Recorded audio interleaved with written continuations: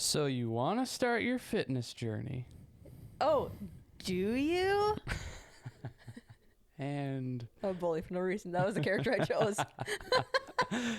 bully. I could have chosen so many options, and I chose bully. Your natural state of being. Yeah, next I'm going to call people nobodies again. Feels like that kind of day. Yeah. This is how we're starting it. Okay, so let's start if you are a beginner, and maybe let's define what a beginner could be, because I feel like most people are going to be listening to this and they might say, well, I'm not a beginner. Like, I've worked out before. I worked out 5 years ago or 10 years ago, or I was in athletics in high school, so I kind of get it. That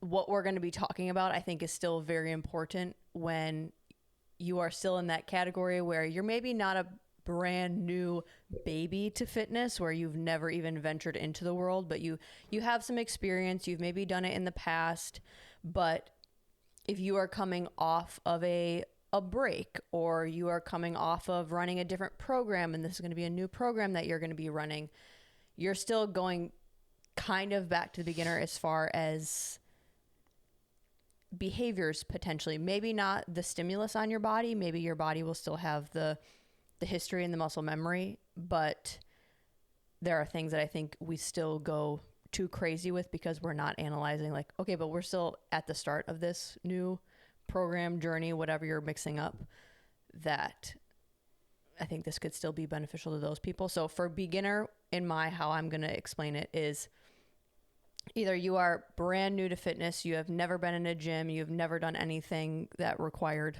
exercise or nutrition, or even to the person that you maybe have had fitness in your life at some point. I feel like I'm talking about like religion. Like, you've had religion at some point in your life, but you maybe have been kind of the yo-yo in and out of it, or you've taken a break from it for a while. This next section is still going to be for you. Yeah, I think to reiterate what you just said, it's just anybody that's kind of kickstarting this back up again, or trying to get back in to just being healthy, working out, any of that sort of stuff. And just, we're going to go through what we think is important to think about and important to do and stuff at kind of every level.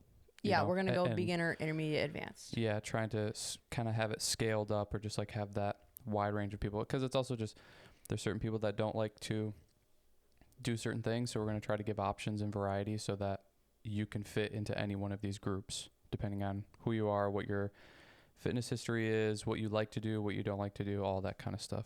And just to give a caveat of the episode, I'm going to give more of the basic slow rolling approach, people that don't want to go all in and crazy. And then you're going to show more of the side of a little bit more dialed in and crazy, just to set that up. So beginner starting out, for me, I think where people mess up is they go too hard, too fast. That I would think about, and maybe this is just not advice I don't think is talked about a lot, and maybe because it's bad advice, but it's what worked for me. So this is what I would say to new people is when I started, I didn't have a goal. I wasn't trying to achieve anything. I didn't go really with any direction at all. I just went into it as this is a new hobby. The only other physical activity that I was doing was dance. And the way that my mindset was about dance was you're there to like perfect a skill and a craft and to understand all of the nuances of that physical movement. That then I just took that same mindset over into exercise and lifting, and I wanted to understand the craft of lifting and the art of lifting and how to perfect the movements and practice them, and try to almost be treating it like a hobby and like I'm a student again to it. That it wasn't really about what weight I was putting up, what was happening to my body during that time, what I even was eating necessarily right away. It was just, how do I get really good at the art of lifting? I think this is probably the biggest mistake that people make when they start out for the very first time, when they get back into exercise.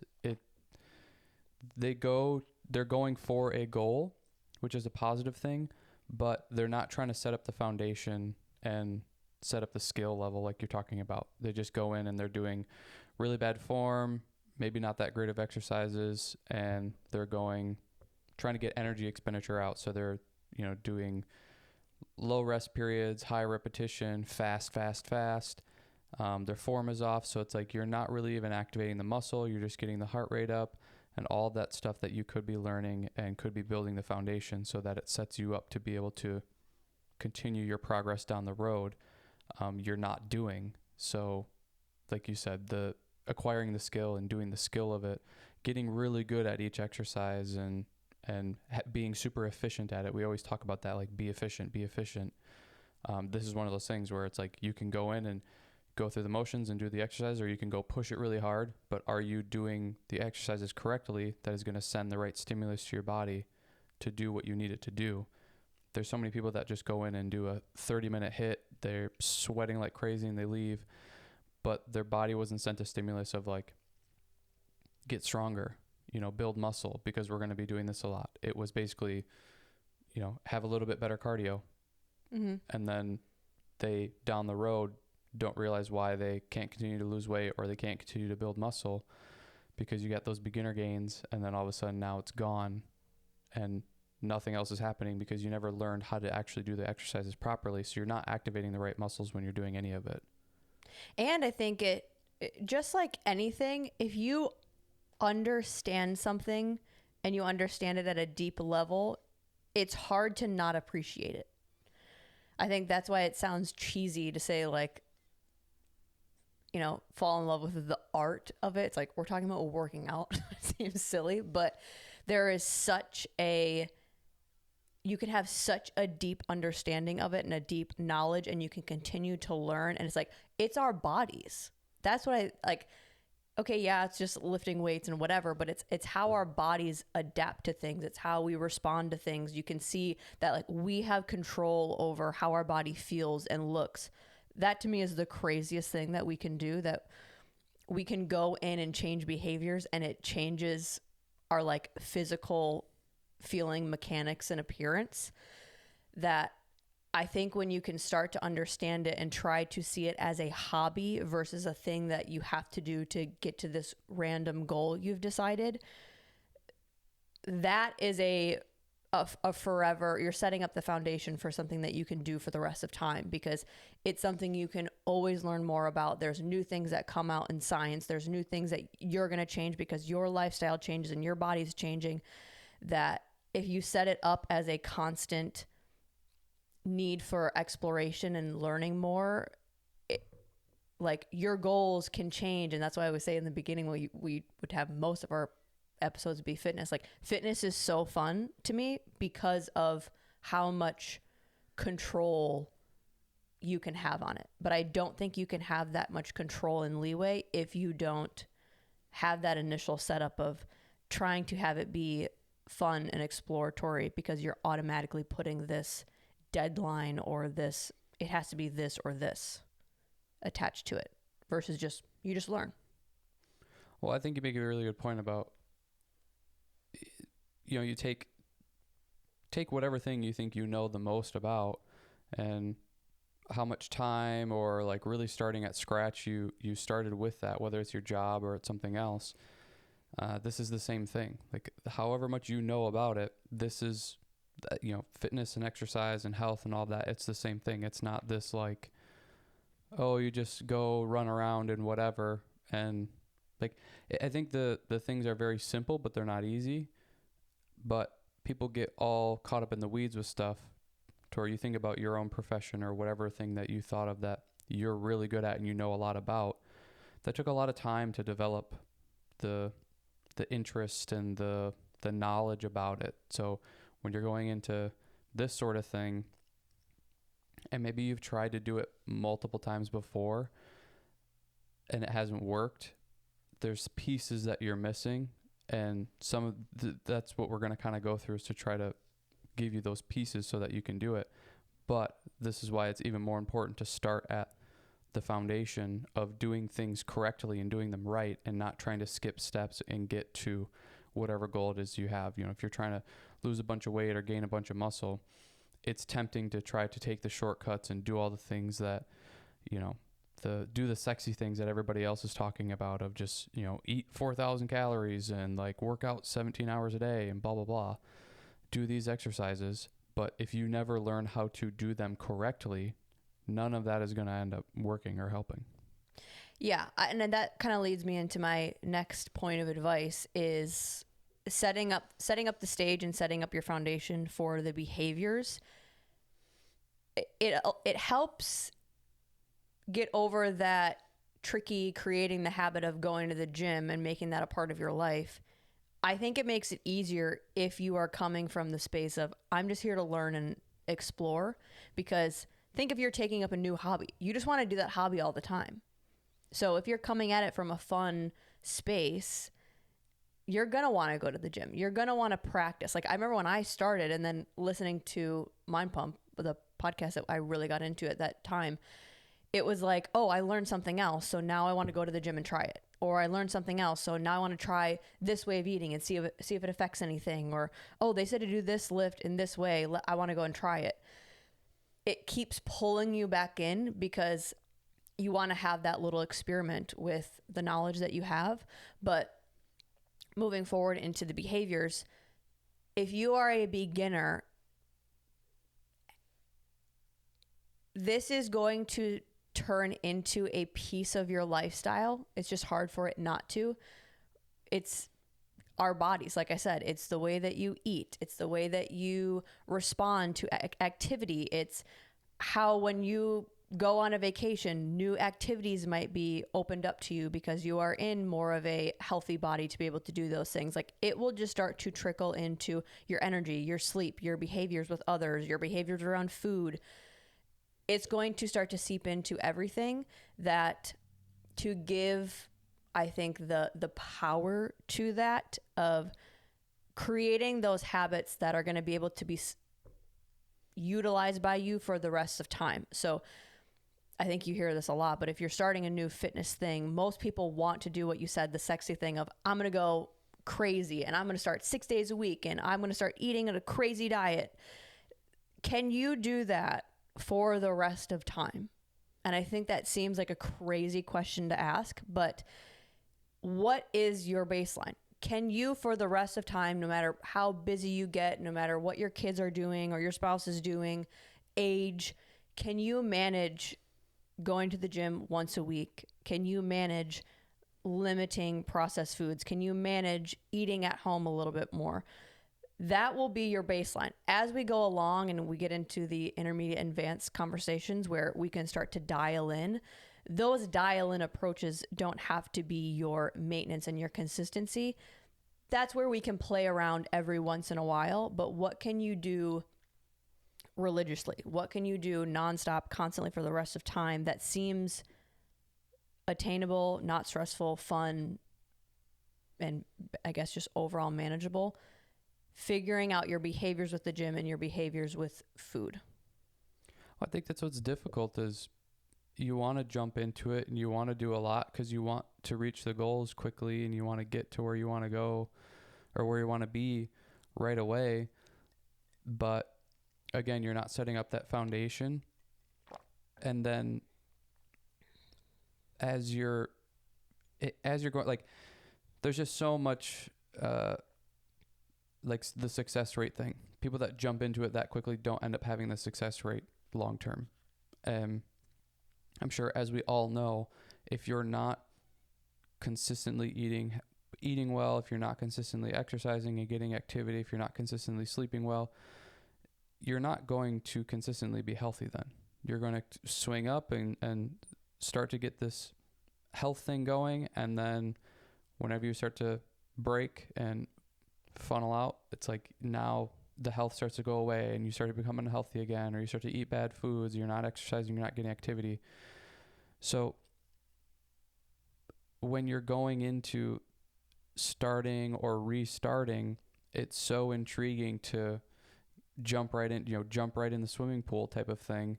But what is the long-term success in the goal? Because you can't just reach your goal and then, okay, I'm done, I'll just be here now. It's like, no, it's consistent and continuous maintenance of that too. So that's why we say, what can you do the rest of your life? Because in order to keep this type of health or amount of health, you need to consistently do it, and do it basically for the rest of your life. Like, if I want to stay in the health that I am now, I need to do what I'm doing for forever. So that seems very daunting, I think, to people, and scary, because what they really want is reach my goal and then I'm done. Like, they want to not have to think about it and have to do anything about it. They want to just, like, let me just grind for 2 or 3 months, get this thing iced out or leveled out, and then I can go back to focusing on other stuff. It's like, well, no, that's going to need to have continuous maintenance. And this is a great example of, you can do that, but not at the beginner level. That is not a beginner level behavior. That is advanced. That to me is, you're going for a challenge or a specific goal. You're doing like the 75 hard thing. That's great. People go in and they can do it for the 75 days, but I think people only see, well, yeah, they lost the weight and that's awesome, and that kickstarted them into their journey. Sure, for a few percent that actually did that. Majority of the time, what happens is they have that kickstart, and then after that 75 days, it's a binge. They go, I just put it into gear for 75 days. I focused and I did all the things. Now I'm just going to go back to the way that I was. So you just see they got the results, but check back in a year later, check back in 5 years later after that. The goal is to not go into fitness with the idea of, I'm going to go in and I'm going to fall off. I'm going to go in and I'm going to fall off. You want the results. You want the lifetime guarantee of fitness. That to me is something that you can do once you get to the advanced level of, I want to do this marathon, or I want to do this crazy challenge, or I want to, add on how much more muscle. That's something when you have the behaviors down, that's when you can do that. That's not what you start with. No, because that advanced person is then going to be able to just go back to their regular maintenance or thing of going to the gym 3 times a week, eating healthy, whatever. Like, they can experiment with that. But isn't that funny that is marketed more to the beginner person? Yeah, I mean, well, there you go. It's marketed. Like, people are making money off of it. It's like the 75 hard or the, It has to have a name. Yeah. And that's why it works. If it has a name, it's scary. Watch out. Beware. Yeah, it's the same thing that we talked about with food. It's like, you don't have to market apples to people. There's not this big giant apple conglomerate that's pushing apples to you, but there is for cereal, there is for everything else. Mm-hmm. It's like, it's kind of the same thing in the exercise world or even the diet world. It's like, if people are pushing keto on you, look at all the companies that now have keto whatever.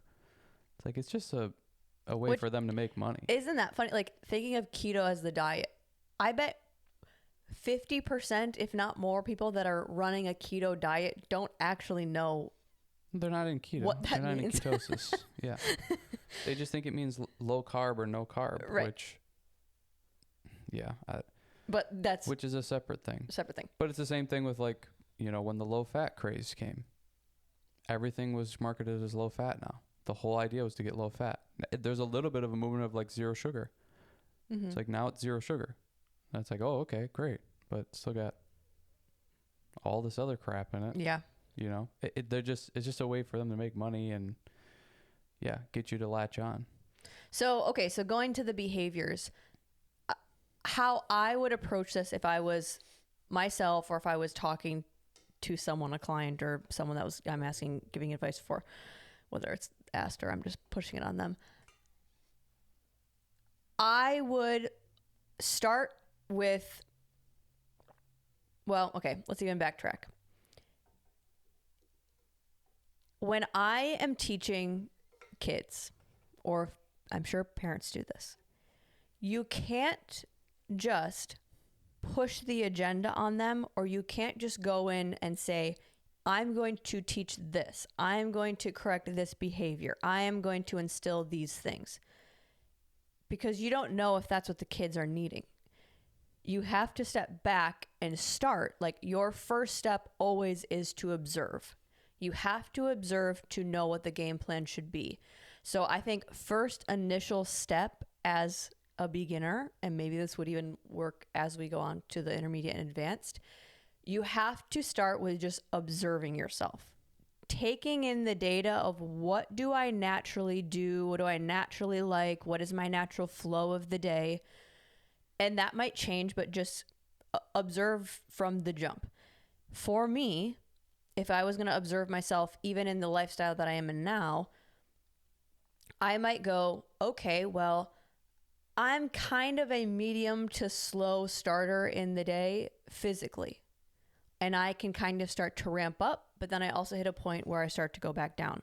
So if I have the ability, I'm probably not going to schedule my workouts right after when I wake up. If I have to get up early to work out, what are the chances of me staying consistent with that and for a long period of time?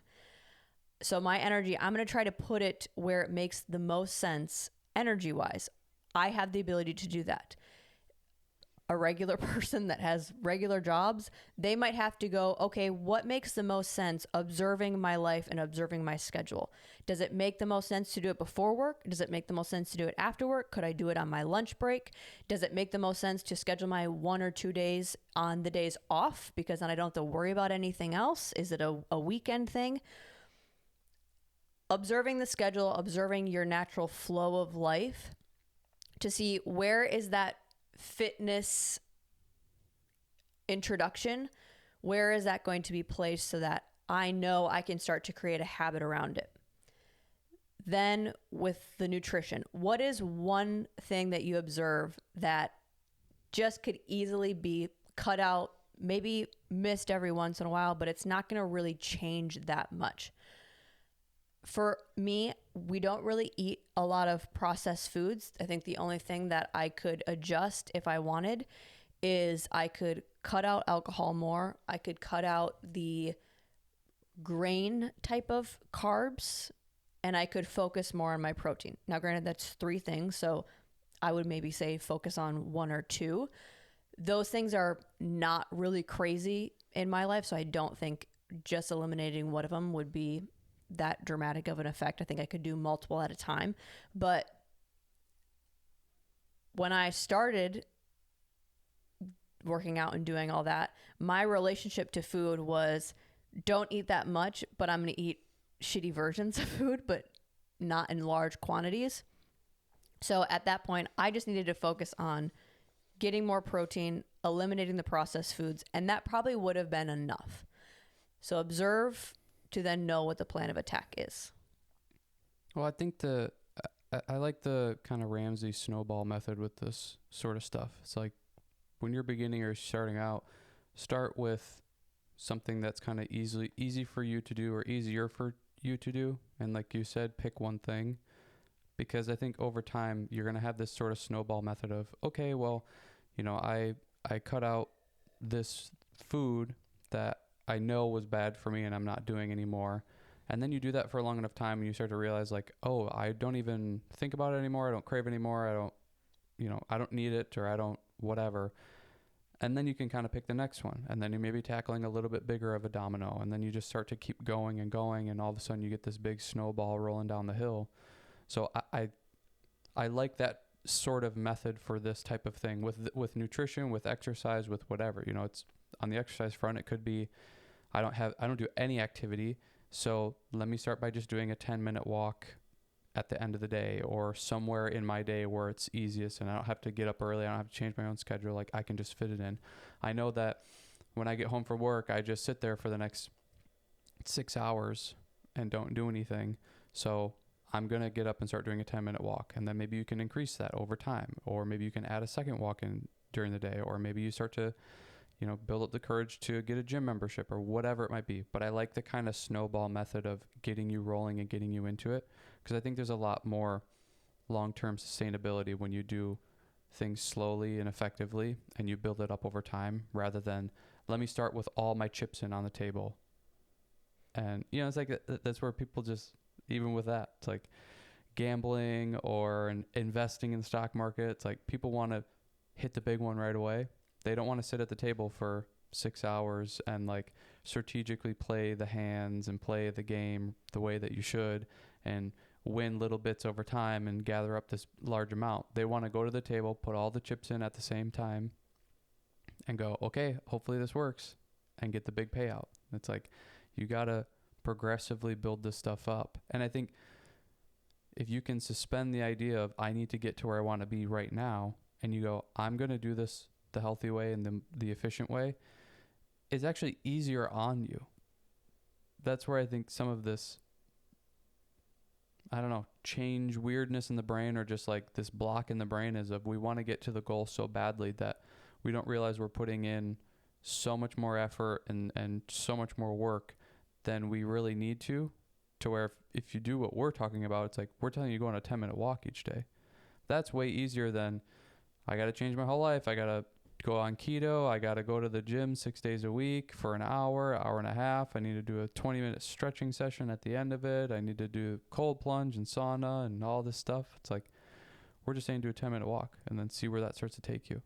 It's like what we're suggesting is actually much easier than what most people are doing, of trying to put all their chips in on the table and just go for it. Yeah, I think this is where seeing yourself like a kid maybe could help.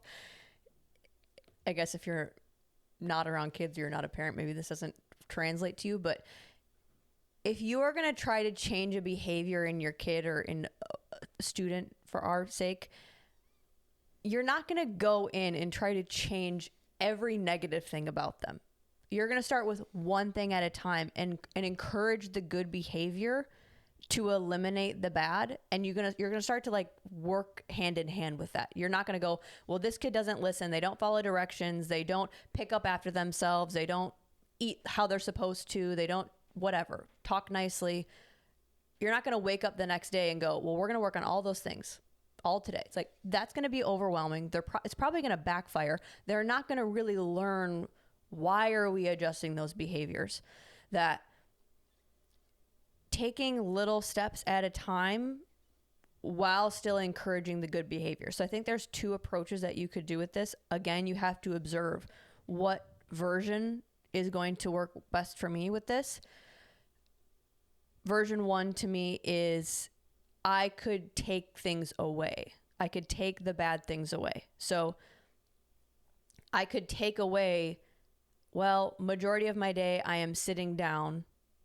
So I'm going to take away a couple hours of that. I'm going to take away the activities that force me to sit down. Maybe I'm watching TV for long periods at a time, or when I get home from work, I'm just sitting down and going on my phone. I'm going to take away the phone time. I'm going to take away the TV time. I'm going to take away whatever negative action that is.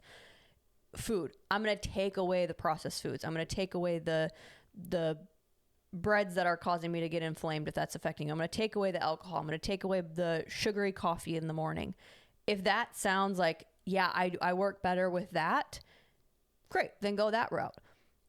Some people, I would say that would be too demanding and maybe too crazy, or it would seem limiting, that I would start to, just like you would with a kid, you're going to overload those things with positive so that it starts to just naturally strip away the negative. So I'm going to add in a walk.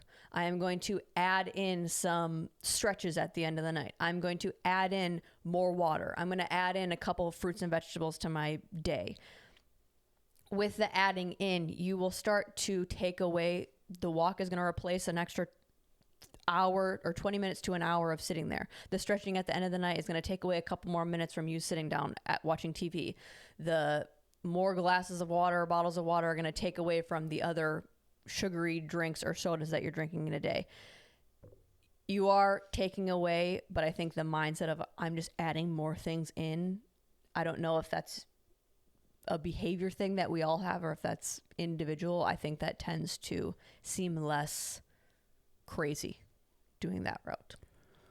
Yeah, I think we all kind of have a certain bandwidth, and when you are like whether you have the mindset of taking away or adding in, there's only a certain amount of hours in the day, there's only a certain amount of energy you have, there's only a certain amount of things you can eat, all of that kind of stuff. So if you're sitting there for 6 hours at night watching TV and you take 10 minutes of that to go for a walk, now it's only 5 hours and 50 minutes of sitting there.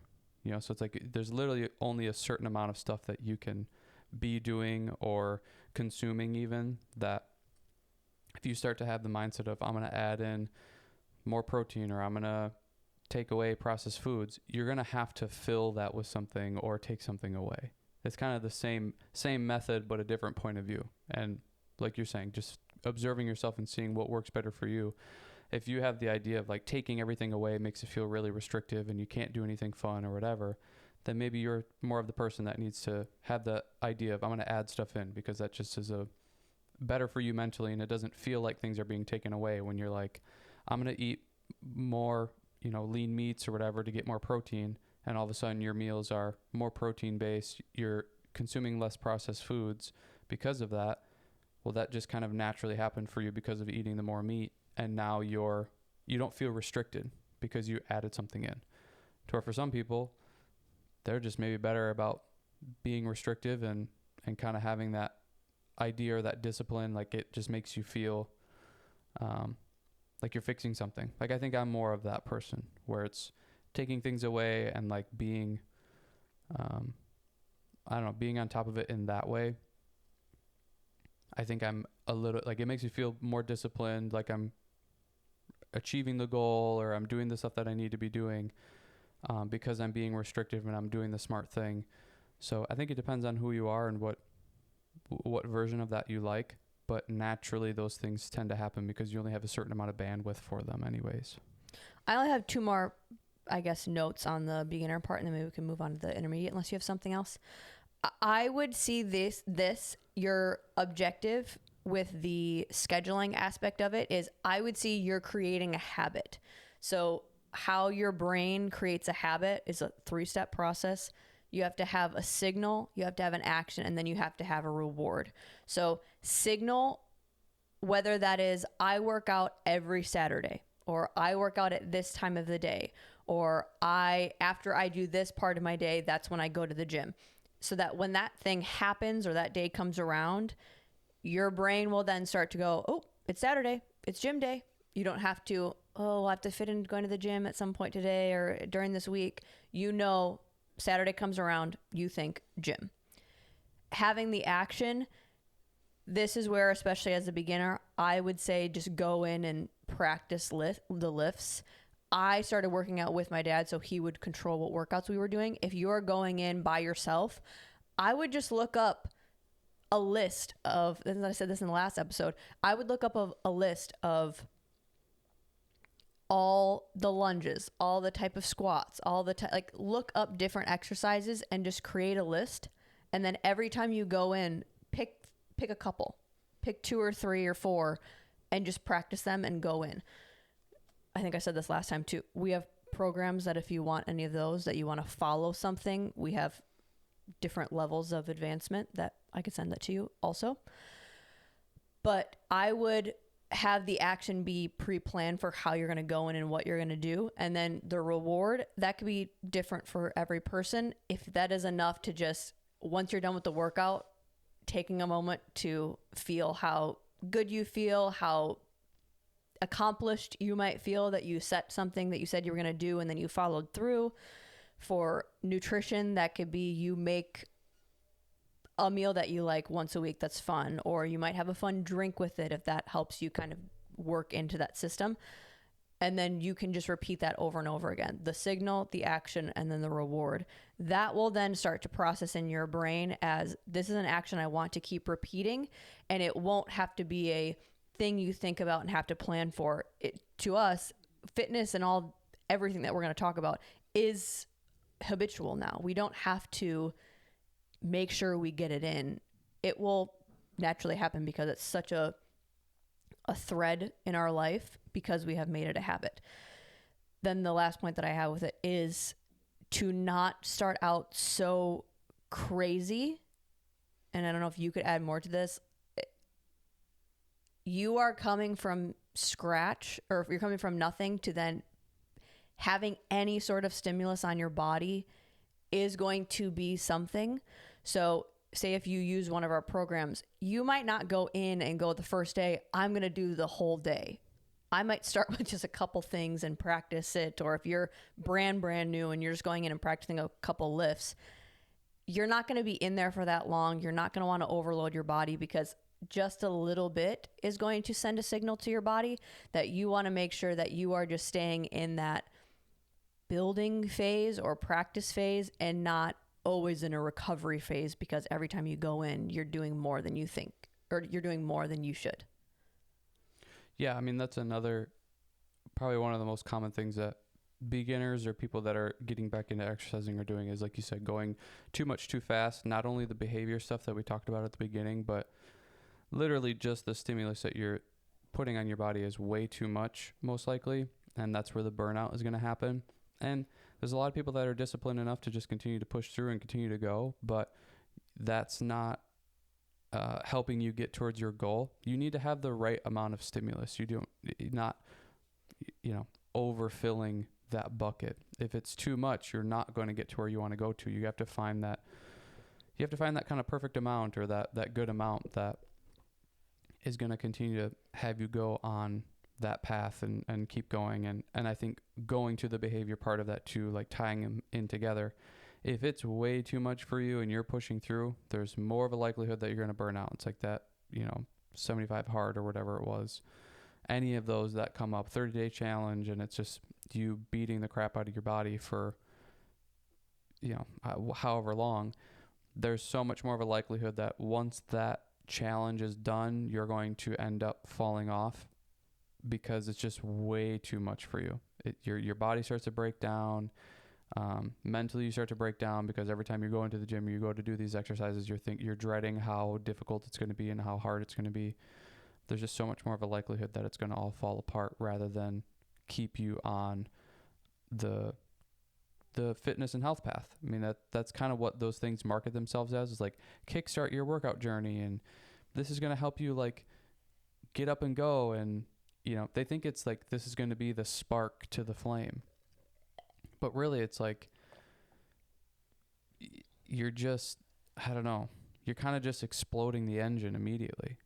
Like you're running way too hard, way too fast, and it's kind of all downhill from there. When the first time you go in and work out and it kicks your butt and you're sore for 2 or 3 days because of it, and then you have to work out every single day and you're just sore every single day, it's like that's not optimal. That's not where you should be at to continue this journey. And then after you're done, nobody's there to hold your hand. Okay, great. You did the 30-day challenge. See you later. Good luck. And it's like, you didn't learn anything. All you learned was to go in and beat the crap out of yourself. So now that's the only way you know how to work out. And that maybe had some effect and had some beginner gains, but you do that for another month, like you're just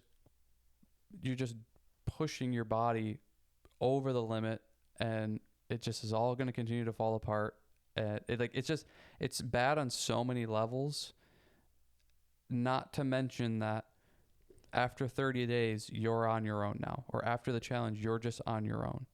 Nobody else is there to help you because they didn't teach you anything. You didn't learn anything, to where it's your job to learn the stuff so that you know what to do as you continue forward on your journey of fitness or whatever it might be. Yeah. Okay, now let's go into the intermediate person. I have something for beginners too. I think it'd be good to give some sort of like more practical advice with it too, of just things that you could start with. We mentioned some of them, but just so that it's not,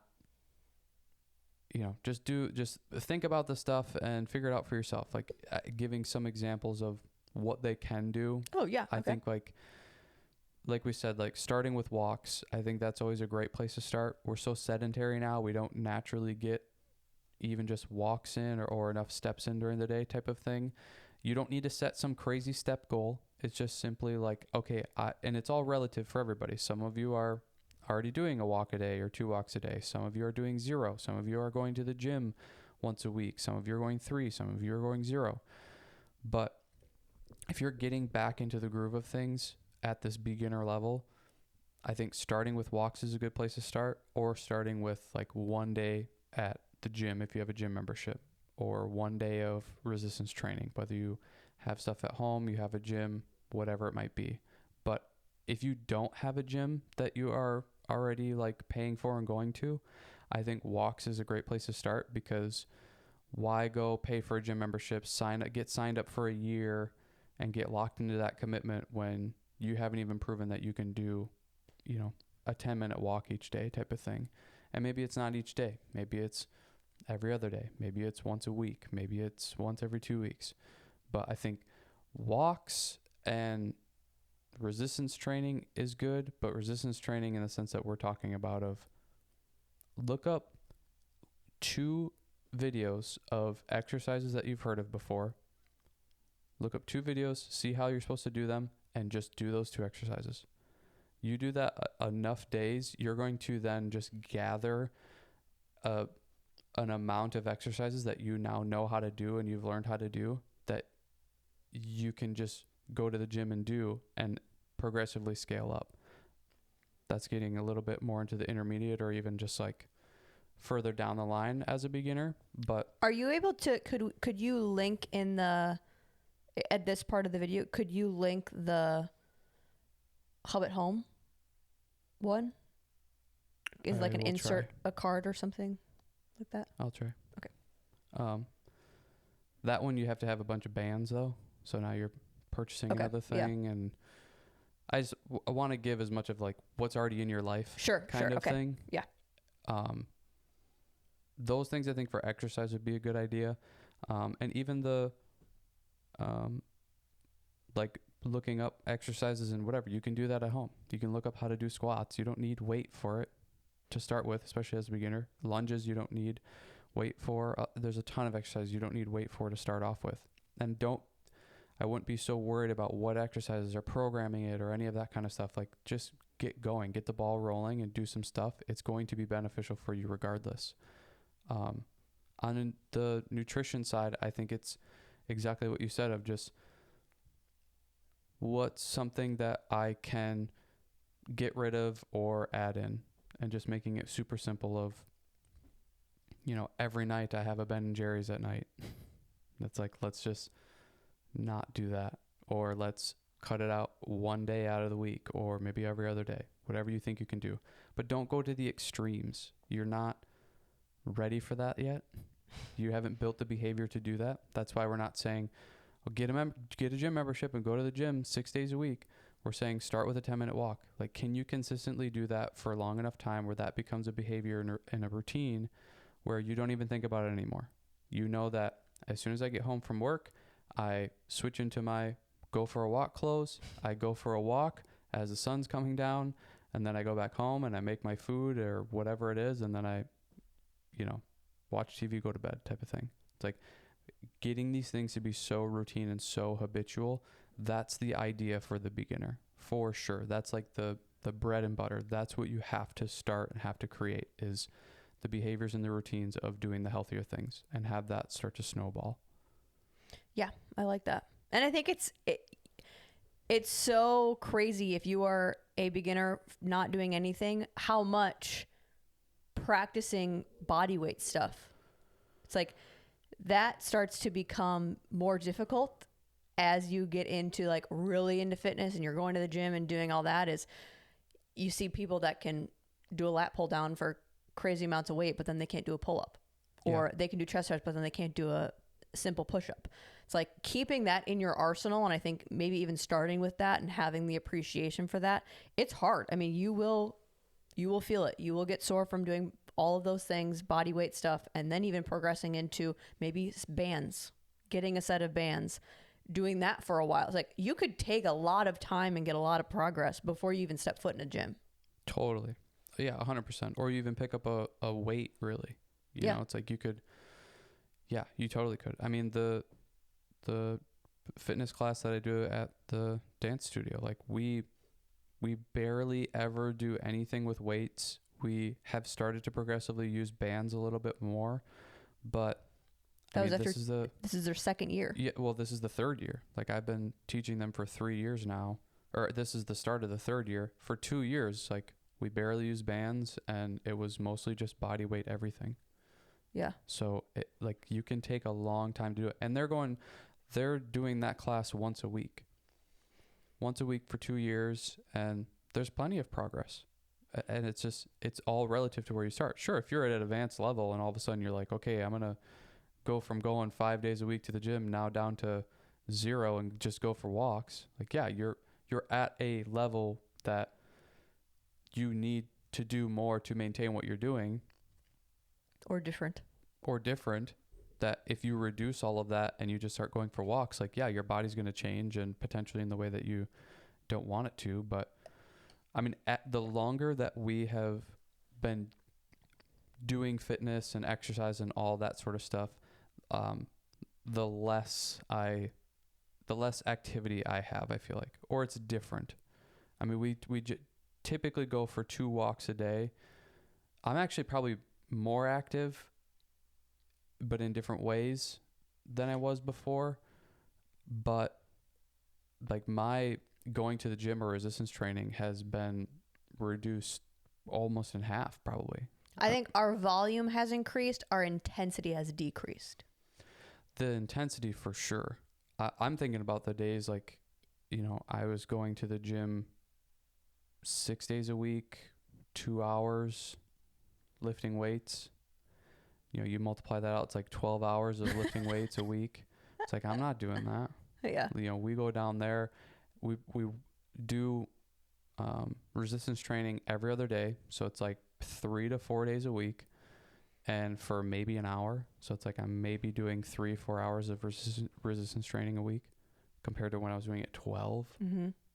But it's now like, every other day we're doing yoga. How consistently were we doing that? So we're right. stretching, mobility. We're going on 2 walks a day. It's like, Yep. Overall activity, we're still good, but it's like we were just going to the gym before. Yeah, it was only the only activity we had was probably going to the gym. It Yeah. wasn't going for walks. It wasn't doing yoga on the off days, and yeah, we go for walks all the time. I've come around to that. You talked to me 4 years ago, I'm like, yeah, it sounds great, but not for me. To where now it's like, yeah, we're probably doing 2 hours, 1 hour walk, or 2 1-hour walks. So 2 total hours of that every day. Yeah. And that's phase of life. It's phase of what you get into. It's like when we were working out and that was our main thing, that's because we loved it. Like we liked being in the gym for that long. We liked going that many days a week. It was hard to think of, I'm just not going to go to the gym today. That seems weird. Like I like doing that. That's like phase of life. And those were the goals at the time, and that's what we were going for. It also, I think, it's dependent on where you live too. It's like in Florida, we can go for a walk every day, 2 walks every day. You live somewhere where you have a winter, or you live somewhere where it rains all the time, or whatever it could be. There's probably parts of the year where you can't, or even just your job. It's like maybe you can't do that. You can't dedicate that type of time or just being outside. So you've chosen other things to go do. I think that's like where we worked at gyms. It's yeah. It was easier to just be there. Yeah. Yeah. And the goals that we had also were revolved around that. It's like, I want to put on a lot of muscle, and I'm kind of in that advanced extreme level of trying to do that. So I'm like, well, if I go for walks, that's going to be calorie expenditure, and I'm going to, not get to the goal that I want to get to as quickly or as efficiently. So let me not do that. That's not going to work. Okay. So now let's go into the intermediate zone. Intermediate to me would be you have the behaviors down that we just talked about. You know when to go to the gym. You're consistently going to the gym. Paying attention to your nutrition is something that you can do almost without thinking about it. That now you're in the zone of you maybe want to start adding in goals, or you want to start trying different programs, or mixing it up, or switching out your elements of any of those. for me, with the working out specifically, these were the things that I thought you could adjust, and maybe you can go in if you have any more, or how you could do this. You could change your intensity, your volume, your nutrition, your steps or overall movement, and your sleep. Those are once we had the behavior down, those are the knobs that you can start turning and tweaking to adjust things. Yeah, I think especially after, you've kind of the beginner level and you've been doing stuff for a long time, especially in the resistance training avenue, you've probably been, if you've been doing it correctly, you've been learning the skill, you've been learning how to do the exercises, you're proficient at them, you're getting something out of them, you're doing them with good form. Like, you can start to play with the exercises a little bit more. And I think one of the best places to start is the tempo.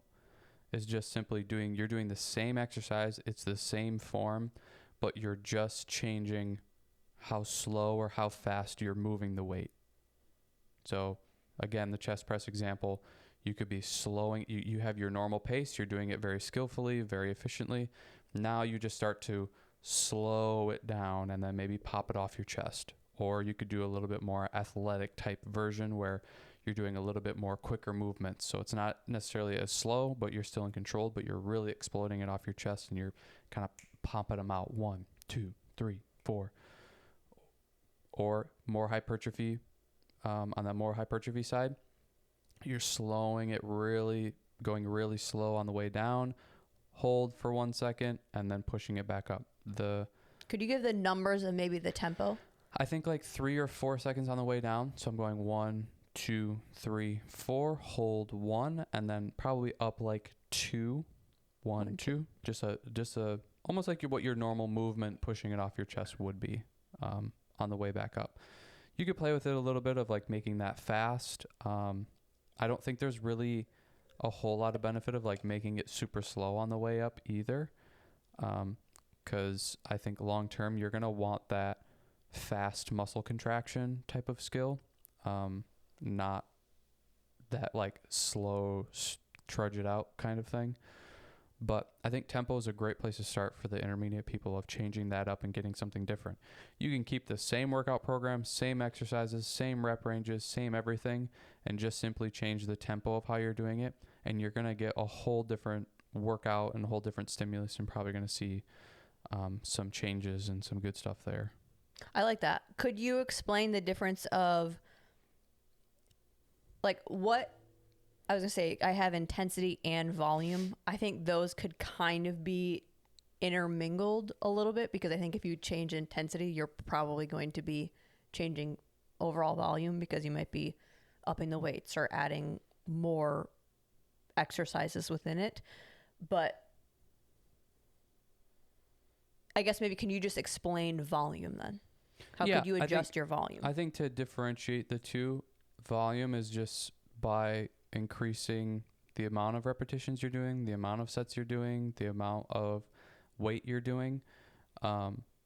It's that equation: sets times reps times weight, and then you get a number, and that's your volume for, that exercise or whatever. And then what people will do is they'll add up all of their volume, they'll hit a number, and then you're kind of figuring out then what would be more volume or less. That's what's tricky sometimes is, and you can kind of figure out actually where you're maybe stronger or even weaker, is if my volume at doing, the 5x5, 5 sets with 5 repetitions, and I can do this weight and I see that it's kind of a large number, but then when I go to do 15 repetitions at a different time and I'm doing 3 sets of 15 and I get a number and it's way less than the 5x5, well, you can kind of see, okay, the weight that I can do at 15 repetitions is a little bit lower relative to at 5 when I add out all of the volume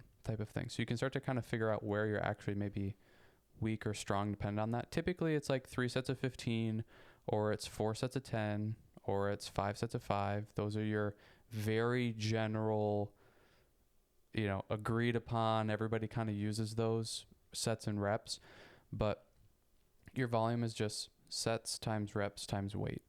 And then the intensity part of it, I usually think about that in the sense of like, okay, I have my 3 sets of 15 program, but my intensity is being changed by the tempo of how I'm lifting the weight. Rep ranges, or not rep ranges, rest periods is another one. You can really increase or decrease intensity by just changing the rep ranges. If I'm doing 2-minute rest periods and then all of a sudden I bring that down to a minute 30 rest periods, that's going to increase the intensity of the workout, because now I'm going into the next set with only a minute 30 rest compared to what I was doing before.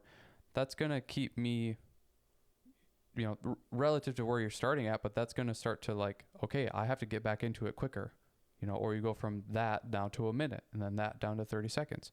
So the rest period is changing the intensity.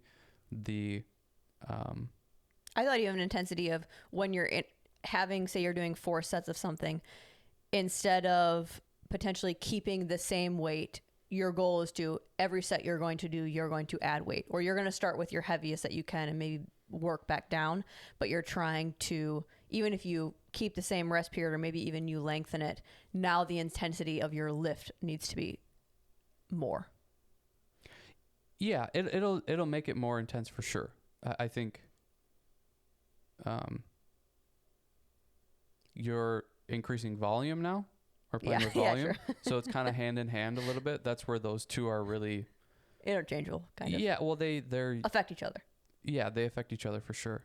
If you don't want to change volume at all, you're good with the volume, but you need to change the intensity.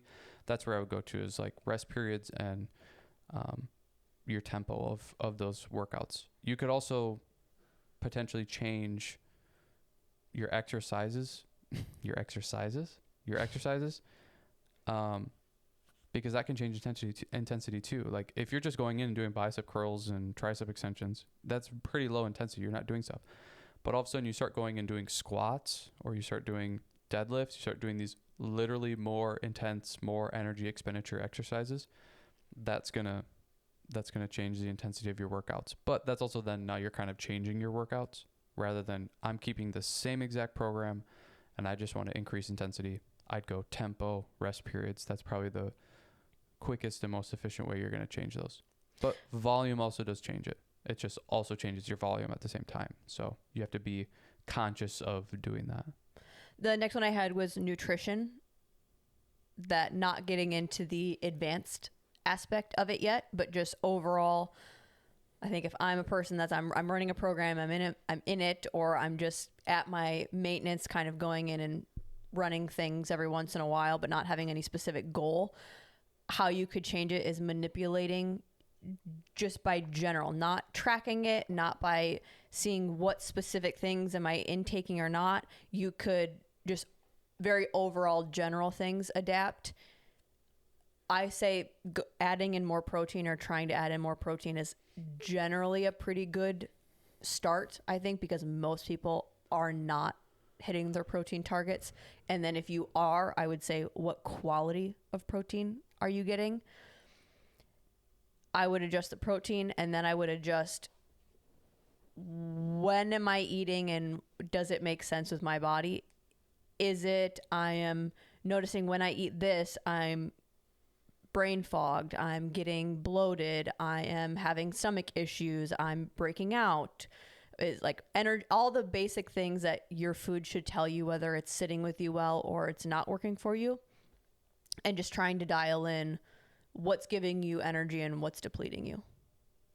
I think the intermediate level has this you could kind of follow this same general rule for all of the things, whether it's sleep, diet, or exercise, where I'm going to keep the same exact program of what I'm doing, but I'm just going to adjust things so that it's a little bit different, but I don't have to necessarily really change anything. Like with the exercise example, I'm going to keep the same program, but now I'm just going to slow down the tempo.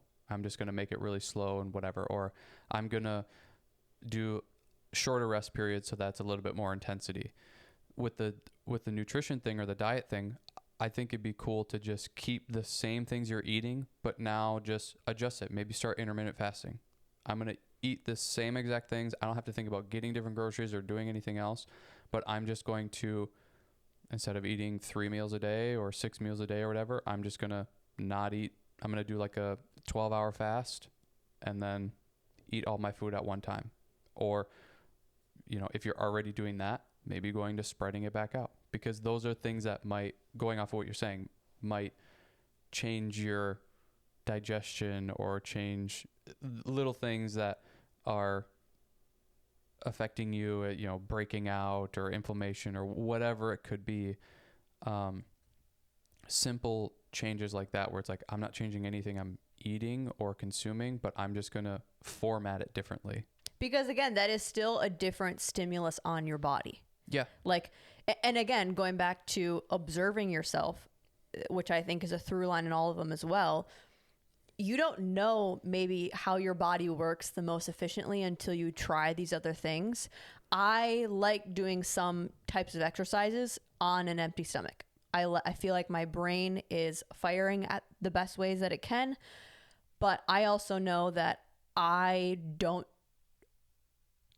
depends. If I am just in maintenance with my workouts and I'm not really pushing it, I'm kind of just somewhat practicing and going through the motions when I'm in the gym, my appetite is not going to be telling me that I'm hungry a lot. I have to just maintain the structure of eating that during those times, it is easier for me to fast in the morning and then really get myself hungry. So then I will eat the calories that will sustain and fuel me, to where if I am pushing it in the gym or trying to just focus on that, I'm not going through the motions, my hunger signals are going to tell me, my appetite is going to kick up, that is when I will eat 3 meals within a day, because I will still eat 3 large meals within a day. That if I was going to fast and then eat all of that, I think I would just get overwhelmed and my stomach would get like, you got to chill. That's too much food all at once. And then I would start to have other digestive problems.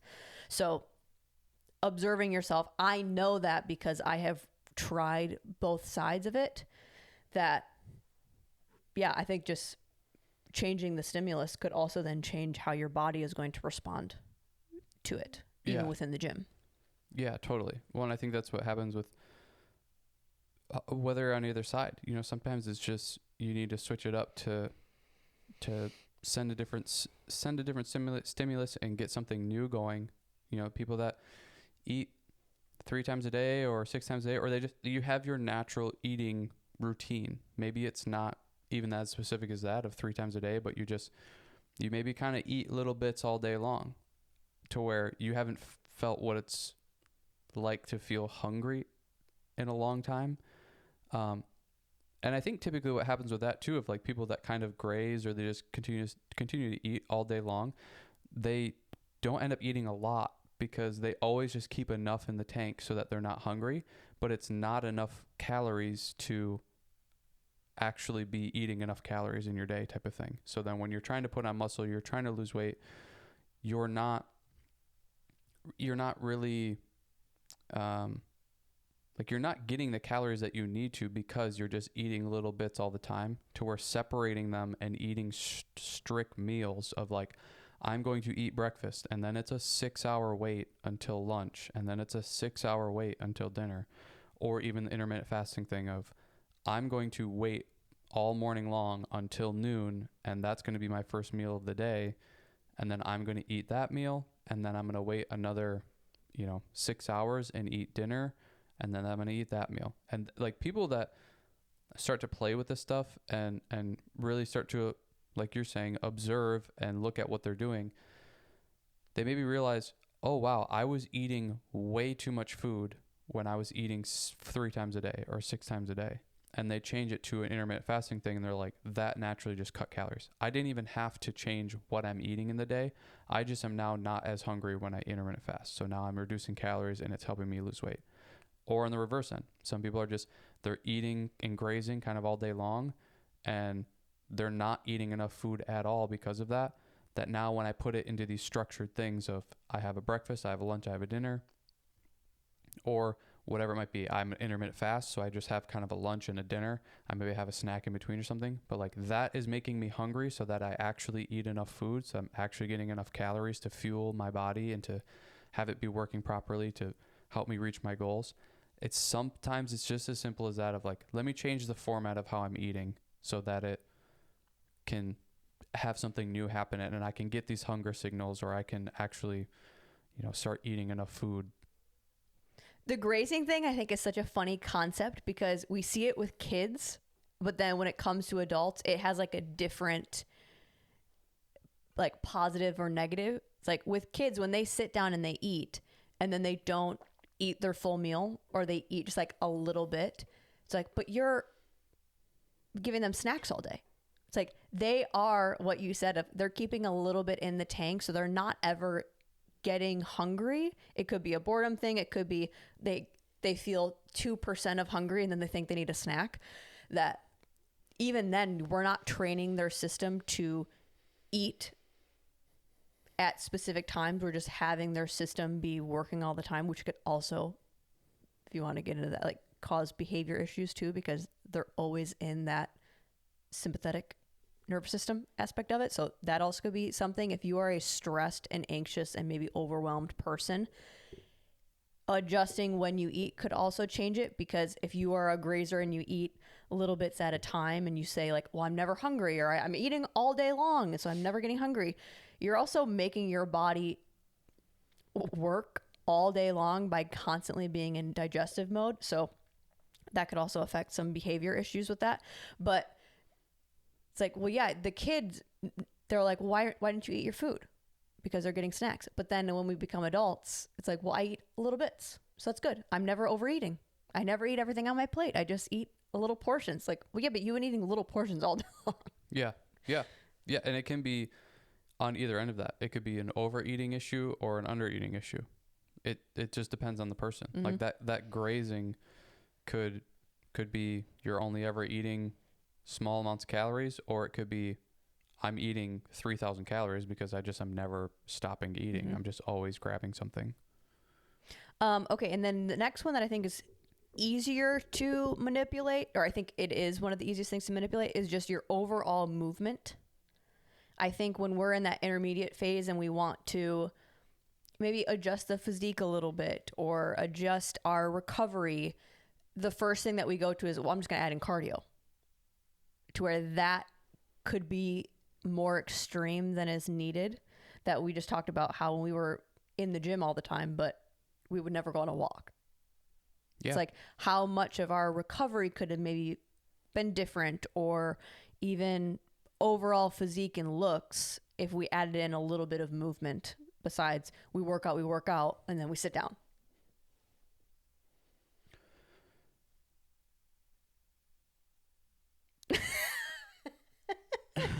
That I think when you're in this intermediate phase, you're probably already going to the gym regularly. Like, you have all of that stuff set up and dialed in.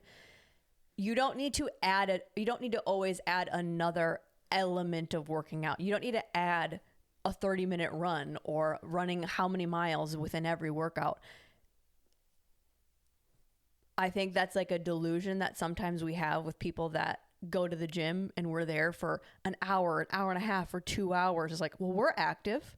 It's like, yeah, but majority of the day, you're still not active. Like, you're only in the gym moving for an hour. So take a regular person that you're at a job and you're maybe sitting down for 8 hours in a day. You're still sitting down for 8 hours in the day. My goal would be the rest of the night, I'm going to try to be up and I'm going to be moving. You're already going to see, it's like the fidget thing.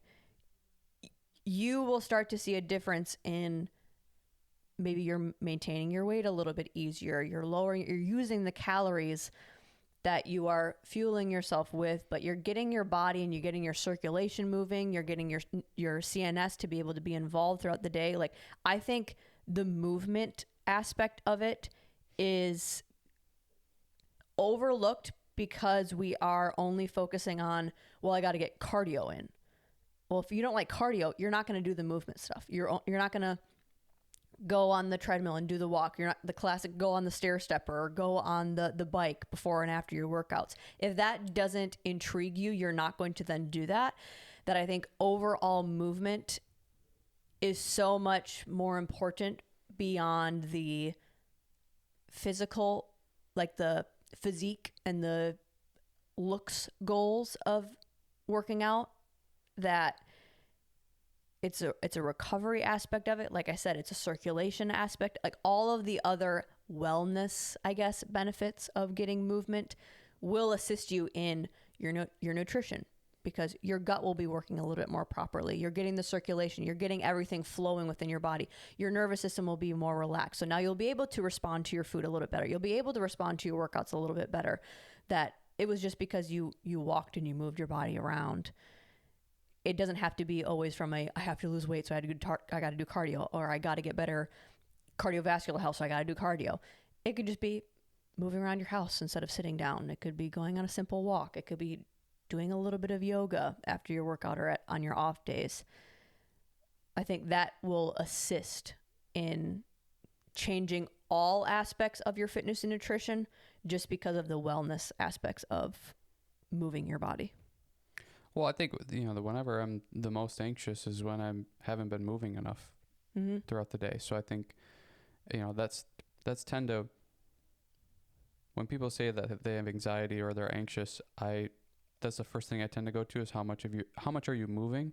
Because for me, just anecdotally, that is how, that's when I get anxious. Like you start to just get uncomfortable and antsy, and like you're wanting to do, like your body is wanting to do something, but your brain is like, I want to sit here and I want to do nothing. We all want to be lazy and do nothing all the time, but our body has a certain amount of energy that it just needs to use, and it's probably sending that signal to you to get up and move, because hey, if we want to maintain what we've accomplished so far, or we need to get to a better, healthier place, we need to get up and move and do something. So and with those things, like you said, doing yoga and going for walks, and I think just trying to choose activity throughout your day and your week, that's going to better everything, because you're just getting a little bit more into that activity bucket or movement bucket. It's good for the brain, it's good for the body, it's good for your emotional state. I mean,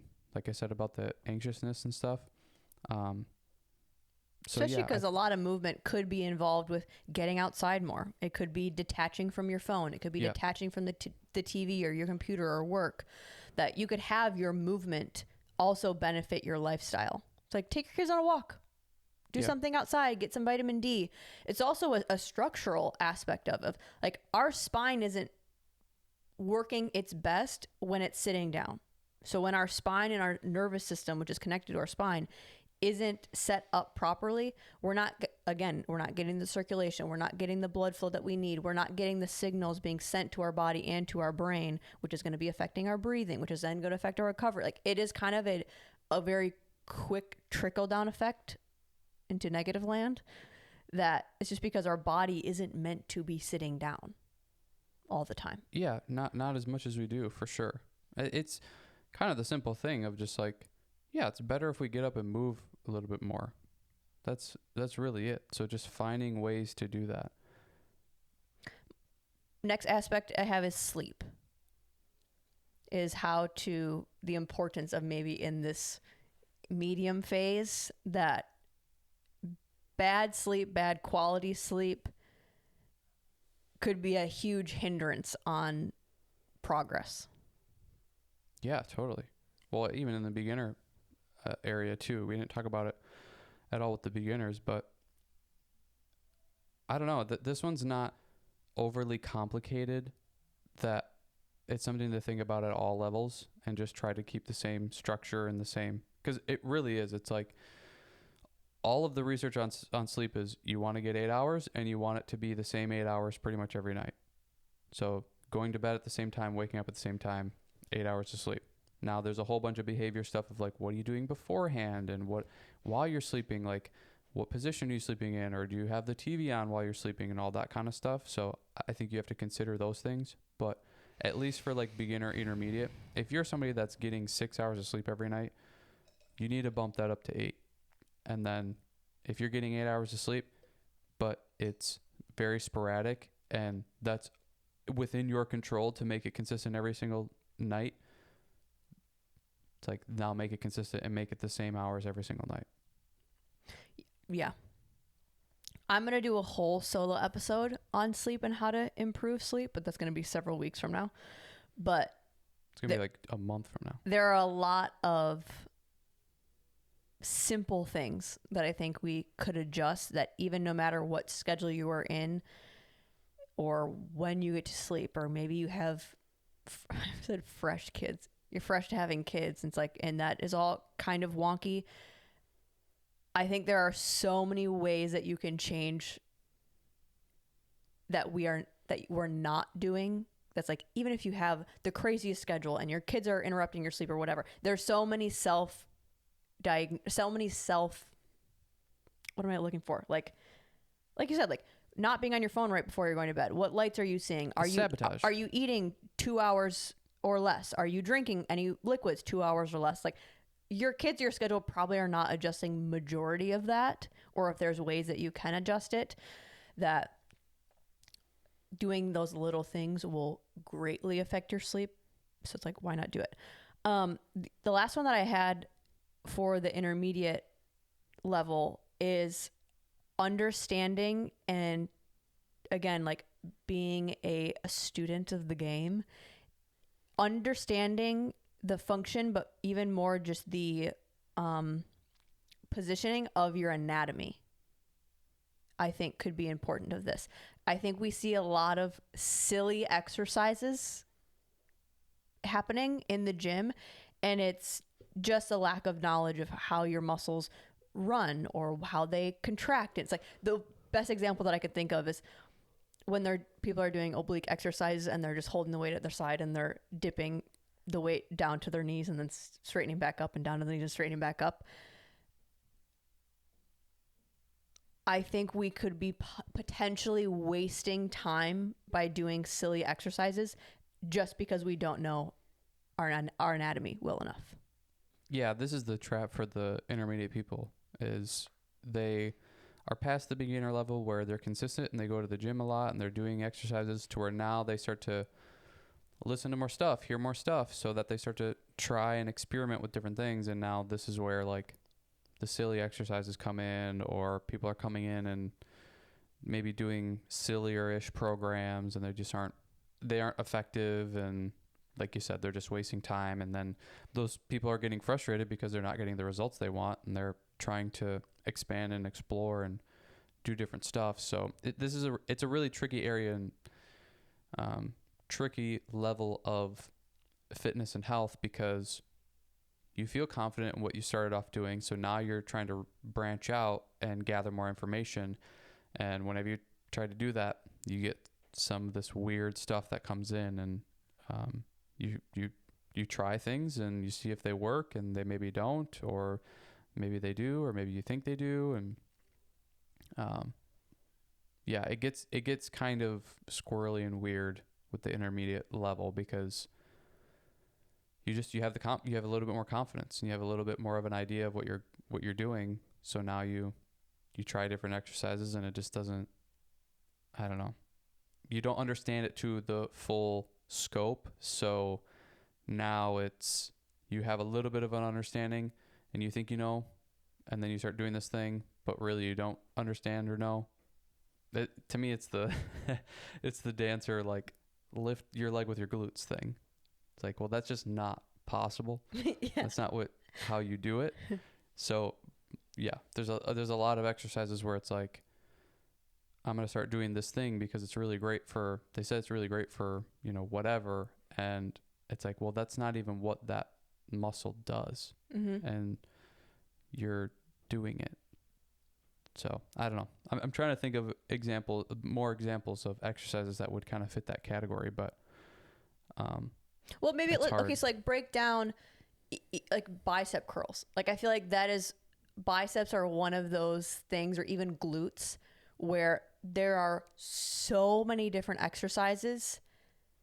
Biceps more being there are so many exercises where it's like, okay, but if you understood where the muscles are placed and where they contract, like we're doing like bicep curls like behind your head, like crazy things, to where then with the glutes, we're doing a lot of these little almost isometric what should be triggering like isometric type of movements with the kickbacks and the bands. Like your glutes are built up of, it's 3 major, I guess there's like a tinier strand, but like it is a huge sheet of muscle that, to me, a huge sheet of muscle, I want to do a little bit bigger of movements because I have the muscle to be able to produce the force and produce that. I can't do hip thrust with the same amount of weight that I can with bicep curls or tricep curls. Like the muscle is just simply smaller and won't be able to produce as much.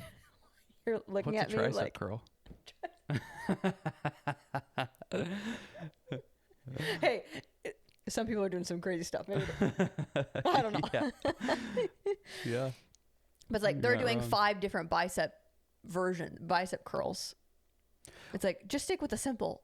Well, and that's probably where the best example or advice is you're taking exercises and you're just doing 17 different variations of the same thing when it would actually be more effective to do the traditional best way, most efficient way, and just change the tempo, change the intensity, change the volume, change the rep range you're doing it with the weight. It's like, but instead we want to do, bicep curls of, I'm going to do cable ones on the ground, then I'm going to do cable ones mid-level, then I'm going to do cable ones up top, and then I'm going to go over the preacher curl, and I'm going to do, full curls, and then I'm going to do partial curls just halfway up, and then I'm going to do just from the bottom to the halfway, and then I'm going to change my hand position to the inside, then change my hand position to the outside, then the overhand, then I'm going to grab dumbbells, I'm going to do hammer curls, and then I'm going to, lay on a bench and do those curls. And like you're just changing things that don't really matter and don't have a large effect on anything, to where it's like, just can you explain like why do all of those not have a different effect? Well, because the bicep curl it's bringing your lower part of your arm up to your shoulder, and the most effect that you're going to get is by lengthening that out as much as you can. So your bicep connects your elbow to your shoulder. So if I can stretch out the shoulder area as much as possible, the shoulder area and then the elbow area as much as possible, and then curl that up, like that's where I'm going to get the most effect. So it's like doing something like preacher curl on the bench. You're getting a really great stretch, and you're also getting the support so that you can't swing and rock like if you were to just be standing. And then like sitting on the bench to having a little bit of a decline back, you're getting a lot more of a shoulder stretch in that position. So you're getting more at the top stretch, which is kind of harder to do, or the traditional ones we don't do. So you're getting more of a stretch up here along with the elbow. As long as you're extending all the way, you're getting enough, or you're getting what you need out of the stretch in the elbow area. And then curling from that position, or on the cable, same thing. You take a couple steps forward and you have the cable starting, or your hand starting behind you. You're getting a little bit more of a shoulder area stretch. It's just because the bicep, where it connects, is elbow to shoulder. That's why you want to focus on those. The origin and the insertion. But it's like biceps, you have 2 muscles there. Changing your hand position and hammer curl, supinated curl, inside, outside, it's like that's just a bunch of fluff that doesn't really matter. It's like just do the exercise properly and then put yourself in these positions where you're getting as much lengthening as you can, along with getting as much contraction and squeeze at the top. Like you don't need to be doing partials. You don't need to be, doing any of this crazy hand position stuff all the time. It's like it's hard for us to be supinated, our hands opened up facing forward. So just do that and just keep that position. The hammer curl thing even is like, you're not getting as much of a twist in the elbow and stretch in the elbow. So you're kind of letting eliminating that off your range of motion almost. Well, yeah, you're letting the tension off and the stretch off a little bit. So you're not getting as much of an effect. You get maybe a little bit more of a forearm work with that, which is beneficial and can be okay. Different grip strength, potential wrist strength. But like you can get that from pull-ups, all your back exercises. You're getting that from deadlifts. Still getting it from regular curls. Yeah, you're getting in regular curls. You're still getting it. So, but that is where I think that this is the medium like only the medium group really gets Yeah, they get trapped in these tricked silly by this. things. You know, it's like I'm going to do 17 different squat variations and 17 different lunge variations, and I'm going to, I don't know, I'm just going to do a bunch of weird random stuff because that's what you're seeing, and that's what's being presented to you all the time. It's like, that's why I say you're getting trapped. It's not like it's necessarily your fault. You don't know. You don't have the knowledge, and you have a bunch of people saying like, you got to do these types of curls and these types of, you know, squats and whatever. And it's like, well, no, you don't. The things that you should be more focused on is maybe increasing weight because you've been staying at the same weight for forever. Or I only ever do 5 reps, 10 reps, or 15. Well, it's like, what if you do 6? What if you do 7? Or how many girls do the holding the weight out in front of them with their heels on plates and they just keep adding plates and adding plates? It's like, go do front squats. Yeah. Go put a bar on your shoulders and do front squats. Yeah. Yeah. Well, and then there's that. There's so many of those things where it's like you're avoiding things that you don't like. And that's why you're getting all of this variety in your workouts, is because you feel like you need to do something else, but you're avoiding the things that you should do. You don't do deadlifts because you hate them and because they're hard, but I'm going to do, you know, all these weird elevated platform squats and lunges. Yeah.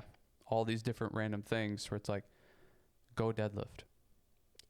You know, I'm avoiding squats because they're barbell squats because they're hard. I don't like it on my back. It hurts on my back. It's a weird hand position. My shoulders hurt when I do it, blah, blah. It's like, well, then you need to learn and you need to figure out how to do them effectively so they don't hurt and so that it doesn't sit on your back weird and hurt your back. Because like, now you could be missing a mobility issue that you have that you don't realize.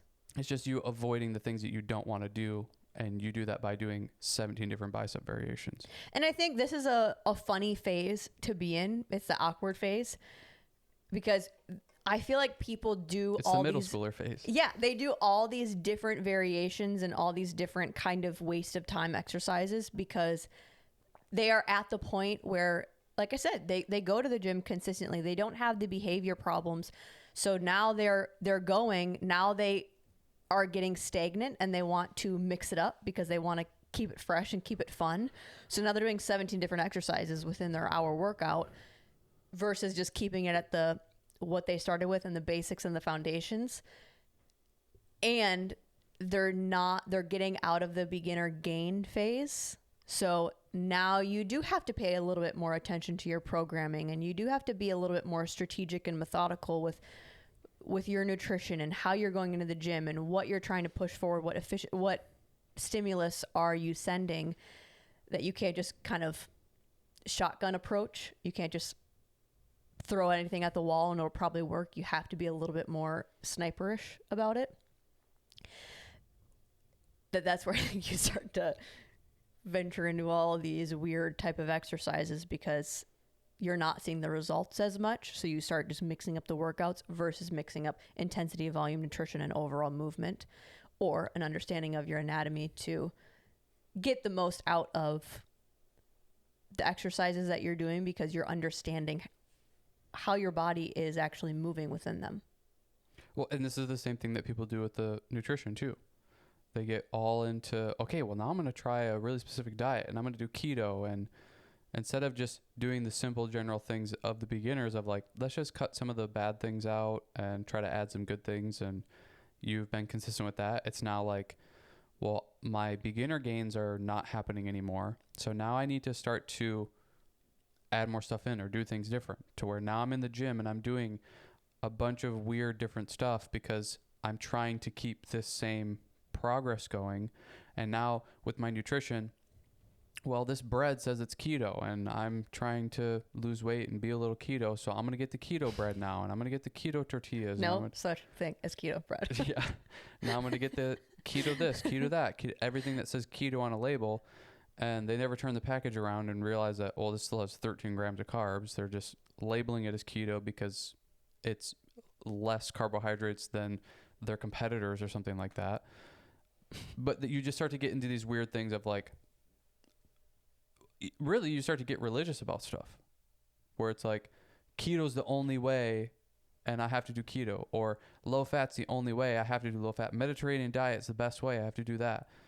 carnivore is the best way. The exercise thing. Well, HIIT workouts are the only things that work for me, or CrossFit's the only thing that works for me, or these bodybuilding exercises like squats actually don't help me at all. They only hurt my knees and blah blah. Blah. It's like people start to get very opinionated about their stuff in this area, and they think that they know what they're doing and talking about, but really it's just this, you're getting overloaded with information and you're trying to continue your progress and your gains going, so you start to latch onto things that you think make sense to you and help, rather than just kind of keeping that beginner mindset of, I'm just going to continue to put one foot in front of the other, keep things slow, methodical, consistent. I'm not going to get swayed either way by all these keto crazy people and these, carnivore crazy people and these HIIT people, these CrossFit people, all these weird people.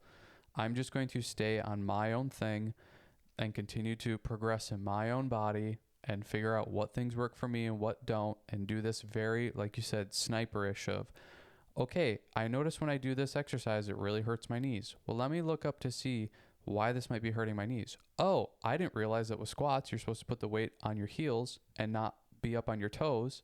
I'm putting so much stress on my knees, and that's why they're hurting. So now you start to go back to your squats. You're focusing on that. You're thinking about that. And within that video, you saw that they talked about maybe you got to do some of these mobility exercises to help warm you up to get ready for that exercise. And now you're doing it, and now it doesn't hurt your knees anymore. Okay, great. I just fixed that problem. Now I continue to go forward. But instead, people will go like crazy. Well, I don't do squats anymore because it hurts my knees. And actually, these are better for me anyways. Everybody, stop saying that. This is actually better for me. No, it's freaking not. Okay? There's too much science, data, everything to show that you are not unique. I'm sorry. You're just not. You are like everybody else. This is not better for you specifically. You just haven't figured out a way that this doesn't hurt you, or this doesn't grow your legs for some reason. I said on one of the last episodes of like lifting heavy and thinking that is going to build my legs, and it never did. I didn't now go, well, lifting heavy doesn't work. It doesn't work for me. It's like, no, it does. It's just I needed something else in order to reach that goal or to do that thing. And most of the time, if you feel like there's a uniqueness about it, or like, well, everybody says this and I don't respond that way to it, most of the time it's not that you're unique. It's the fact that that thing that everyone's saying is supposed to work is probably the baseline, but you are far off from that baseline because there's something wrong right now. Like for me, like vegetables and having salads and having cold raw vegetables, fruit is fine, but vegetables will make me bloat and hurt my stomach. That's not, oh, well, that doesn't work for me. I can only have this stuff. No, it's your gut is not working properly, that you can't eat a piece of broccoli without being in pain. That's not you being unique. That's you have a problem that you need to fix to get back to being able to have a piece of broccoli and to not ruin your day. Yeah. Yeah, exactly. So it's a problem that you need to solve and figure out. And that solving it is not going, well, that doesn't actually work for me. Like, well, no, it does and it will, but we have to find why this isn't working for you right now, and then kind of systematically figure out, okay, well, what if we just do a little bit? Does it hurt then? Well, no. Okay, so maybe it's just the amount that you're having is too much and too crazy, and we can kind of scale that up for you. Or maybe it's placing it more spread out in your day, because too much of that at one time is crazy. But just going like, well, vegetables just don't work for me. It's like, oh, well, no, that's not how it works, but nice try. Now let's figure out how to do it. Well, yeah, me with carbs, or most people with carbs, like with grain carbs, I'm saying. A lot of people get bloated or upset stomach when they have breads or pastas. Like, well, as soon as I'm only solely having the sourdough bread that you're making and the pasta that we're having is me making it from organic flour, I have zero problems. It's like, yeah. So was it the carbs or the grains? Like, no, it's probably the ingredients within that. That's like, well, just switch that up. Like, you have to be a little bit you have to be smarter in this phase. I think just like what you're going to get out of it and maybe the level that you're going to be at with what you can do or try to achieve is going to be next level up. Your information has to match that. Your knowledge has to match that. Same way, like if you're the beginner phase, you're like a kid. Like you're starting with just the basics and just understanding the concepts. Now when we're in this intermediate phase, your knowledge has to work within that. And it should naturally happen. If you're going into the gym and you're focusing on nutrition from a state of mind of, like I said, the exploration, and you're wanting to learn and add more tools because of the information that you're getting, that should advance with you. Your knowledge should advance with the time within that experience. So it's not enough just to do what we talked about in the beginner level, because your stuff will start to stop working, or you will start to plateau. That your information needs to expand on that. That's where I think this phase, you're smart about it, to where once we get into the advanced and beyond, that's where like you're wise. This is where you're figuring it out and you're learning more. The advanced is we've tried all that stuff and we've done the trial and errors, and we've gotten to the point of, well, we're going to do this the most efficient. We're going to do this the most effective. We have no space for error most of the time. Like we just want to do it, and for it to work, we're coming at it from a wise and an education that is going to match that, as well as experience. That now you have a medium amount of experience. You need to match that with your education, I think, with it too. Yeah, and for the intermediate people, it's just don't get caught in the camps, the ideology of everything. Well, this is like keto's the best because of all these years. It's like, no, it's not. That's just not how any of this stuff really works. It works for some people and it's beneficial for some people, but even the people that it worked for, they probably don't understand why it worked for them. It worked for them, so now they're just a proponent of it. To where you need to. That's where I think it's interesting, because as we're talking about this like beginner, intermediate, advanced, it's really just the same. You're doing the same thing the whole time. Like you're just continuously adding to what you're doing, adding your knowledge to it, continuing to progress throughout it. We're not telling you to, like, in the beginning, you have to eat keto and you have to work out this way. And then at the intermediate, you have to go carnivore and then work out this way. And you have to do these specific things. It's just simply like building these healthy habits and healthy ideas towards your life and trying to implement them, and doing that in the way that it works for you. Not you have to be keto. You have to do only resistance training 6 days a week, this many reps, this many what. It's like, no, this is an exploratory process, and the idea is for you to do all of this stuff and try different things, but we want to give you the things that actually work and try those things. Not, well, let me do 75 hard and see if that works for me. Okay, through our experience and through our knowledge, that's not going to work for you unless you're at the advanced level. So don't even mess with that. And even the advanced level people, they wouldn't mess with that. They wouldn't mess with that because there's way more efficient stuff. So it's really the same advice, but just progressions of it, and what we've noticed of what people typically get into and they're thinking about and getting tripped up with in each of these kind of levels or phases. And that's where I think this intermediate phase, where some things, again, like what you said, you're progressing on where you were at before. This is the thing that I'm talking about, of the educating yourself and continuing to advance in that way. That will eliminate or slow down what we see all the time of, you work out, you're eating good, and then you fall off. And then you come back on, and then you fall off. And then you come back, you're having something that's working, and then you plateau. It's because you're not understanding all of what's going on. And I don't want this to sound like, well, now I'm giving you a job. You have to learn every aspect about fitness and health and how your body works. No. Do I think most of us should have a better basic understanding? It's like, it is your physical body.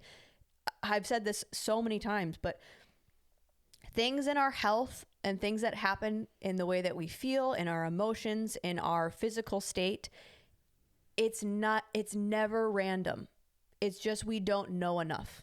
We shouldn't get to the point where we're in our later ages and our body is falling apart, our brain is falling apart. We're not sure why we put on weight and lose weight. We need to know. We should be understanding that. There are signs that we are not paying attention to. There are things that we are doing when we are younger that is going to affect when we are older that we're not paying attention to enough. I think you have to learn more about you and how we work, but that's what will avoid you falling off the wagon and getting back on, and this being a struggle is, like, say for us, and not saying like we know the best and we don't, not at all, but from a to make it easy standpoint, the more that you can learn as you go along, we haven't really had that many things where it's like, I put on 15 pounds and I don't understand why, or I put on a bunch of weight and I can't lose it, or I'm having this problem and I can't figure it out. Fitness and that stuff is generally pretty freaking easy. We don't have to focus on it that much. We don't have to put that much time and attention to it because we have been working with our body this whole time and adding to our information, that when you educate yourself in these areas, you're not going to fall into, and when I say the smart versus the wise, we're not going to fall into those silly fads or the crazes or you start to have this detector where you hear someone talk about fitness in a certain way or their diet or what they're doing, and you're not even going to go into, oh, well, maybe I should try that because that worked for them. You're going to see all of the points of, well, that doesn't make sense. You say keto, but you're having bread. Yeah. Like, you don't have to then, well, nutrition is so confusing and all these different ways that I have to eat and what is it doing to my body and this and then I have to do this workout and I have to do it in a specific program. That will not be confusing to you at a certain point because your education will be matched with that I see it as, now you just have so many more tools to utilize that you don't fall into these traps a lot of the time anymore once you get to that spot. That educate as you go along so it doesn't get to the point where you're like, well, now I have a sickness, now I have an ailment, now I have this chronic pain, or now I have this problem. I now have to deep dive into all of this stuff. That's overwhelming. That's stressful. I would rather do it as I go along of, oh, I'm into this kettlebell program. Let me learn about that. Why does my physique look different? What is the benefits of kettlebell? Understanding what's the benefit of full range of motion? What's the benefit of moving with weight? Because I'm into that right now, let's learn about this. And then I can use that information to then carry me along. But this stuff starts to become overwhelming and stressful when we're not working with our education about it. Well, and I think when you're listening to the people that are, so extreme and I don't know, are crazy. I go back to the same thing of like the stock market thing. It's like people that back in the day were just hearing somebody say something about some stock and they go home and invest in it. It's like, that's what we're doing now with health and fitness and stuff. It's like, well, do you know that there's actually more protein in the yolk than there, or in the egg white than there is the yolk? Like, as soon as that person says that, I'm like, well, here we go. Like, I can't, like, I know where you're at now and where you're in, and you're in the intermediate level and you're excited about fitness, but you're getting caught in these little traps, these little mouse traps that are getting you. Well, did you know that this actually, and the blah, blah, blah. It's like, okay, hold on. Like, these are traps and they're being set up so that you now go buy the carton of egg whites that a brand is doing and producing or something. Or it's just like, you heard one thing and didn't add it to or compare it to the rest of what's going on. It's like, did you look that up? Because people can just say stuff. We can just be on here and just say stuff and that be taken as fact. And now somebody goes and does it and none of it's real. To where it's like, did you go look it up yourself? Or does that really even matter? This is where my detector goes off. Is I go, oh, that doesn't matter. Like, why would that matter at all? There's more, like, you want me to separate the yolk from the white? Too much work. And doesn't matter at all. Well, and then there you go. Too much work. So now you are going to buy the carton of egg whites at the store. It's like, okay, so sure, if you look into it, you will see that there are differences in the micronutrients of the egg whites to the yolk. Correct. The baseline of maybe you saying that, I don't think it's more protein. I don't think there's more protein in the egg whites than the yolk. I think just the vitamin ratios are different. But let's just say, sure, let's say you're right. Okay, but now that is the beginner level thinking. Great. You're focusing on getting more protein. That's enough for you. Check mark. Great. You're in the intermediate now. That's not good enough. It's like what I say in my dance classes. Like, is it enough to know the dance? When you're 3 years old, yes, it's just enough to know the patterns of what moves come next. Anything after that, not good enough. You have to know how to do the moves specifically. Are you doing them correct? Are you adding details to it? Are you adding blah, blah, blah? When you're in the intermediate level, it's not just about protein anymore. So now you're going, okay, well, but I'm having more protein. I don't know why I'm breaking out. I don't know why I'm getting fatigued. I don't know why I'm having aches and pains within my workouts. Well, maybe it's because you're having a highly processed egg now. Something that you know enough to go, well, I need to have more protein, so I'm going to add a whole freaking carton of egg whites. Well, now you just added a whole processed food now into your daily repertoire of things that you're doing. So it's like, okay, that wasn't a good or positive switch. You're just seeing, or you're just going, well, there's more protein in the egg whites, so I'm going to do that. You got to dive deeper into different layers at that point now. Yeah, I mean, because even just in that example with the egg, you're missing out on the yolk actually has more of the other nutrients than that help you process the nutrients in the egg whites. Well, right, and then the rest of the egg white has. I think it's something like if you go gram for gram, I think the egg white has. How did that work? No, it's gram for gram. The yolk has more protein in it. But because there's more egg white volume, there tends to be a little bit more protein in the egg white.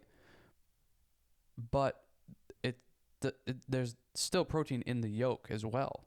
So it's like by taking out the yolk, you're actually decreasing the amount of protein you're having. So now you have to do more egg whites to make up for the yolk you're taking out. And by taking out the yolk, you're taking out where majority of the micronutrients are that you're also going to want and need. So by just hearing that and taking somebody's advice that just says some random thing, you're now missing out on all the micronutrients in the yolk. It's the same thing that I bring up with the apple all the time. Apple is the best food because you can do so many analogies with it. But if you take an apple and you strip all of the skin on the outside of it off and you go, here, it's the same thing. No, it's not. You now just took a bunch of fiber, a bunch of micronutrients, and now you're eating something that is not a full apple. To where I don't think we know enough about, like, I don't think there's enough studies to show either, but I don't think we know enough and we don't care enough about how these whole natural foods should stay whole because they were created or built to give us what we need from that thing to digest it. It has a perfect homeostasis in itself. Yeah, exactly. It's got the perfect homeostasis. So we're digesting it properly. We're absorbing the nutrients properly. It's going out of our body properly. It's going into our bloodstream properly. It's doing all the things it should properly. When we start to mess with that, which is where you get into the processed food stuff, that is us messing with all the food.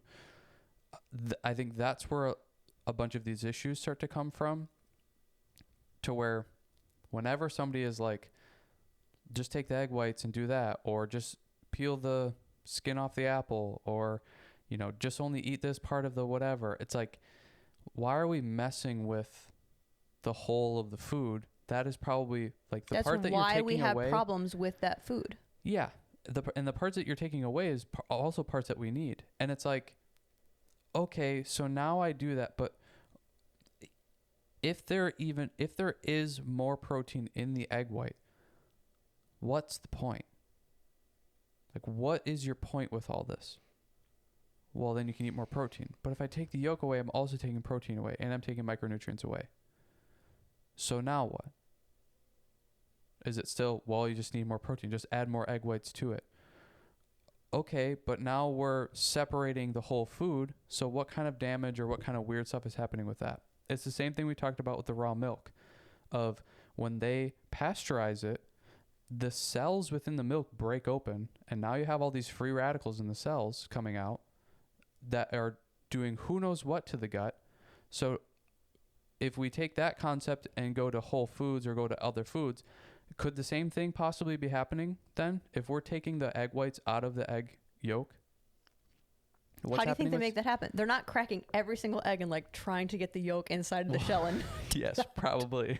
Could you imagine? It was just like fucking 100 people just like sitting with their cracked egg. Like, oh shit. Oh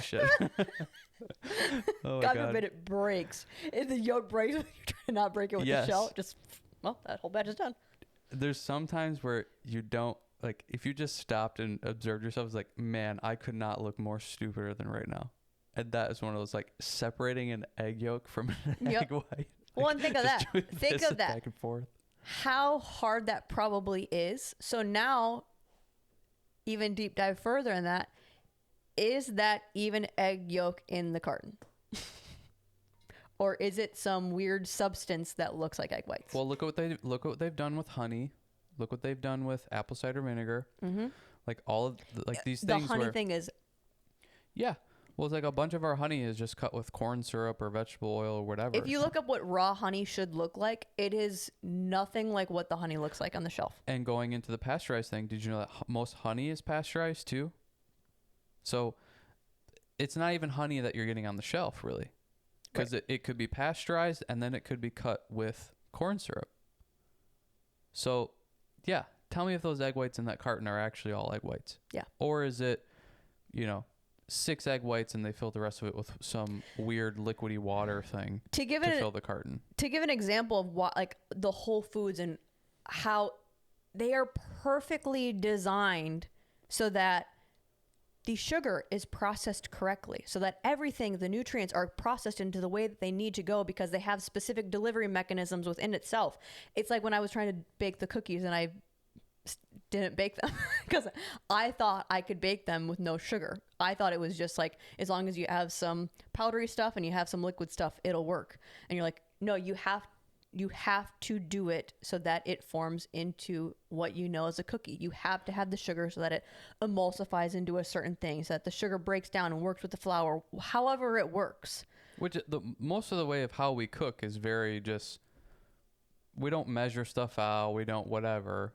So it's like, it's normal for you to just be like, let's just throw this stuff together and whatever. But with baking, it has to be exact. Sure. It's the same with the sourdough. It's like, the sourdough bread, it has to be these ratios: flour, water, salt, yeast. It has to be this. Otherwise, you're going to get something different. You're going to get something weird. You can't go like, that looks like the same amount of flour. That looks like the same amount of water. And all of a sudden, your bread has a giant hole through the middle of it. Yeah. Like, it has to be exact. So say with that with the cookies. If I just took out the sugar, it's now not going to be a cookie. It's not going to have the same consistency. It's not going to look the same. It might not taste good, whatever. Now take that to any food. You take out one of the elements, it is now not that same thing. So it's not going to process in your body the same thing. It's not going to break down. It's not going to be utilized to its fullest benefit. And because you maybe are taking away something that an element of that where it could have been okay for your body, good for your body, beneficial for your body, might now be a hindrance to it. Like, I think of a lot of starchy vegetables. It is that fibrous so that you are able to break it down, because there are certain elements to that are harsher on your body. That's why you have an apple. It is very sugary inside. It is going to react to your stomach different, that amount of sugar, if you take away the fiber for the fiber to be able to break down the sugar. So now you could be taking something that would have been awesome and either having it not reach its full benefit and not give you the most that it could, Or it could be a hindrance, and now you're going, well, can't eat that. Can't eat that because it hurts, whatever. It's like, well, no, because you're preparing it in a funky way, or you're maybe buying it in a processed way that isn't even the food itself. Yeah. And it's not the full homeostasis balanced idea. Totally. Yeah. If they ever invent sugarless apples, we're fucked. It's diet apples. Yeah, diet apples. We're screwed.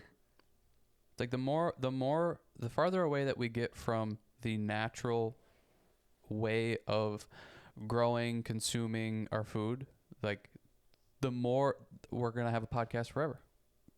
Because it's just everybody's going to get trapped and duped. Yeah. Do you feel like that's enough on the intermediate? Can we go to the advanced? Yeah.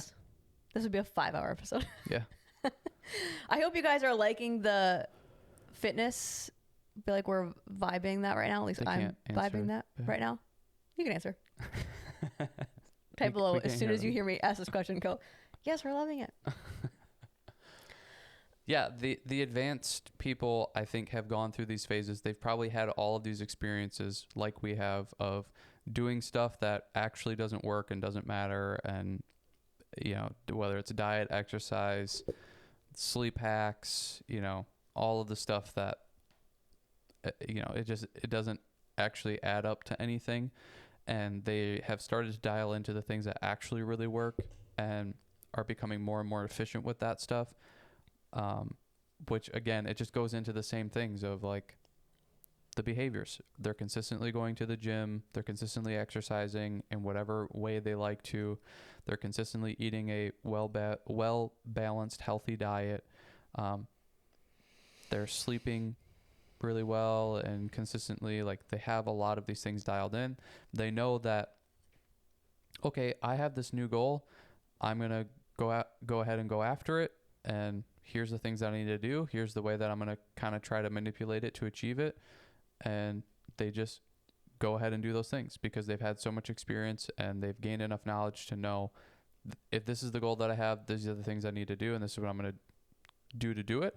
And they might try to add in some things that are a little bit more experimental and see if it works. You know, it's like with us with the kettlebell program. There wasn't a really specific major goal with it. It was kind of like, let's just see what happens.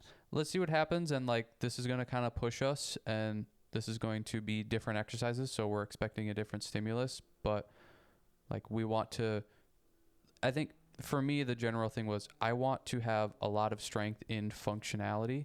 So not just like a structured standing squat or deadlift where I have a bunch of strength and power in that movement, but like I'm doing a lateral lunge and I'm getting this movement with the strength to be able to come out of that. And we're doing a bunch of twisting stuff and like cleans and snatches and all that kind of thing where it's just a lot of movement, but then strength within that movement. And that's what happened. Like we just became kind of kettlebell weirdos for a little while. And it was like, wow, I feel really strong, but agile at the same time. And that was super cool. But it's like we've done enough to know, okay, if we want this to work, have to go to the gym consistently, have to have a program that isn't too much volume, but isn't too little volume. We got to have different exercises to stimulate something differently. Our diets or our eating, we don't mess with that too much, but it was like, let's see where this goes. Typically when we do a new workout program, our appetite really spikes up because there's a different stimulus. Metabolism is starting to go crazy now. So then it's just like managing that. Okay, appetite's a little bit up. Let's eat a little bit more food to kind of manage that and help recovery and whatever. But sleeping stayed the same. It's like go to bed at the same time, wake up at the same time, same amount of hours of sleep. Everything else kind of stayed the same around that. So now it's like we're just allowing this thing to, you know, grow and evolve and see what happens. But that's what happened. And then we are done with that. Okay, cool, great. Now we just kind of go to maintenance and do whatever. But when it comes to the advanced people, you then can start to get into these very specific goals of I want to put on, a bunch of muscle, or I want to lose a bunch of weight. I want to get really functionally strong. So all my exercises are going to be functional movements and getting strength in that way. I want to do only a barbell program. I want to do only a dumbbell program. I want to build this part of my body out. Yeah, I want to pick a body part and really want that to get bigger, stronger, or aesthetically more pleasing. And you start to then formulate programs and ideas around that of what are the things I need to do this, and then also your nutrition around it. If you're going something where you're really trying to change like how much you weigh, basically, you really start to manipulate what you're eating. Could I pause you a second? Yeah. So I feel like this is even maybe top level of that, where, so say if we're moving an intermediate person into advanced, I think at certain points you can get to where it is a little bit more free flowing and almost intuitive. I think how we're running programs more nowadays is we're not trying to achieve anything super specific, but practicing like these are the things that you're going to go off of your checklist for. So can we go like more specific? Like if you are intermediate going into an advanced level, say even just with the workouts, it's probably not enough anymore to where you can just like, I'm just going to go into the gym and I'll make it up as I go along. Or I'm going to I want this goal, but I'm going to not look into what different stimuluses I need for that. Or I want to have a lot of functional strength. What does that mean? What does I want to be more explosive. It's like, well, how does the mechanics of the muscle work in that way? What allows your muscles to be explosive? Understanding fast twitch versus slow twitch, understanding what that is. How do you train that? How do you improve on that? Having more dialed in approach to, you have to program to get a desired outcome, not just, I'm going to throw some stuff together, which probably worked for you in the intermediate phase, potentially. Yeah, because you're still on that journey of trying new things and whatever. And I think people go to this portion maybe quicker than they should, where it's like, I want to lose weight, I want to gain muscle, I want to build a body part out. And they haven't done enough time just exercising and learning movements and adding resistance to them and continue to progress that and changing tempo and changing rest periods and doing all that. Am I going to work on fast twitch, or explosive movements, or I'm going to try to go for more hypertrophy? Like, they haven't experimented with any of that. And then all of a sudden they have this very specific goal. And it's like, I want to, lose all this weight. And it's like, well, you haven't built a consistency, a behavior around health, nutrition, and you don't know how to do majority of the basic exercises correctly with now loading resistance and putting weight on it.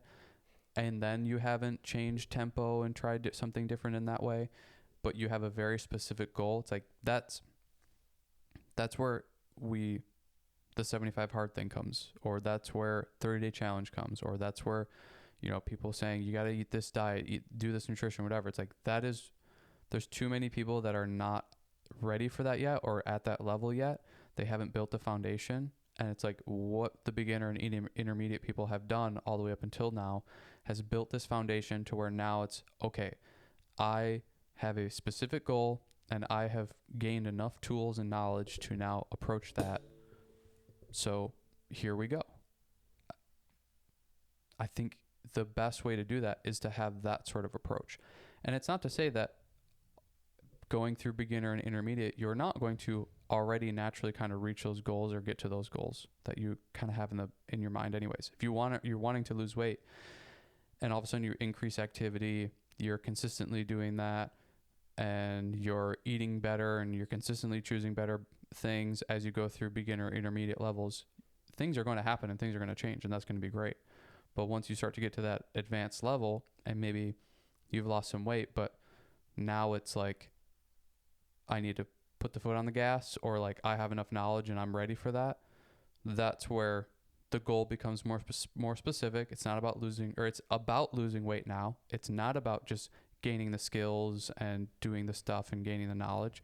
It's now, okay, well, what's the best workout program that we can do for this? What's the best nutrition thing that we can do for this so that we can really maximize results and get really efficient at it rather than just kind of aimlessly going about and doing stuff. But I think for these advanced people, or what it should be for advanced people, is that's where the goals get specific and you can start to really dial in because you've built such a foundation. My suggestion for when you get to this advanced portion and you want to run, like just talking about programming specifically, I think understanding what you're trying to get out of it and then how does your body mechanically do that is one thing. But then, like, say for the programs that we have, which again, another throw it out there if you want any of them, each one of them is going to give you different results. It's not like we just did 5 programs of put on muscle and lose weight. They all have very specific, this is specifically for strength. Your body is going to change differently, that one compared to our Olympia one, which is more bodybuilder. You're going to get different results out of that. You're going to see very different programming out of that. You're going to see different tempos. You're going to see different layouts of how to achieve those things. I would study those. I would start with getting programs that are done by other people that you think are more knowledgeable than you and have a good understanding and education and maybe have proof that they know how to develop programs. That I would run several of those and see how does my body respond differently to these. I would run them as close, if not to exactly how they are written out. Try not to adapt it as much as you can. It might be you're not at that volume, so potentially you might need to decrease, but then you're at the level where you know how to decrease that appropriately so that you can see, oh, this is why they wrote it in this way. This is why they wrote it in this order. This is why they have these days on these specific days, and scaling it in that way so that you can study the mechanics and the process of how to program. Yeah. Well, and I think when it comes to more of the specifics of the programming or the nutrition part of it, is it really, a lot of it comes down to tracking.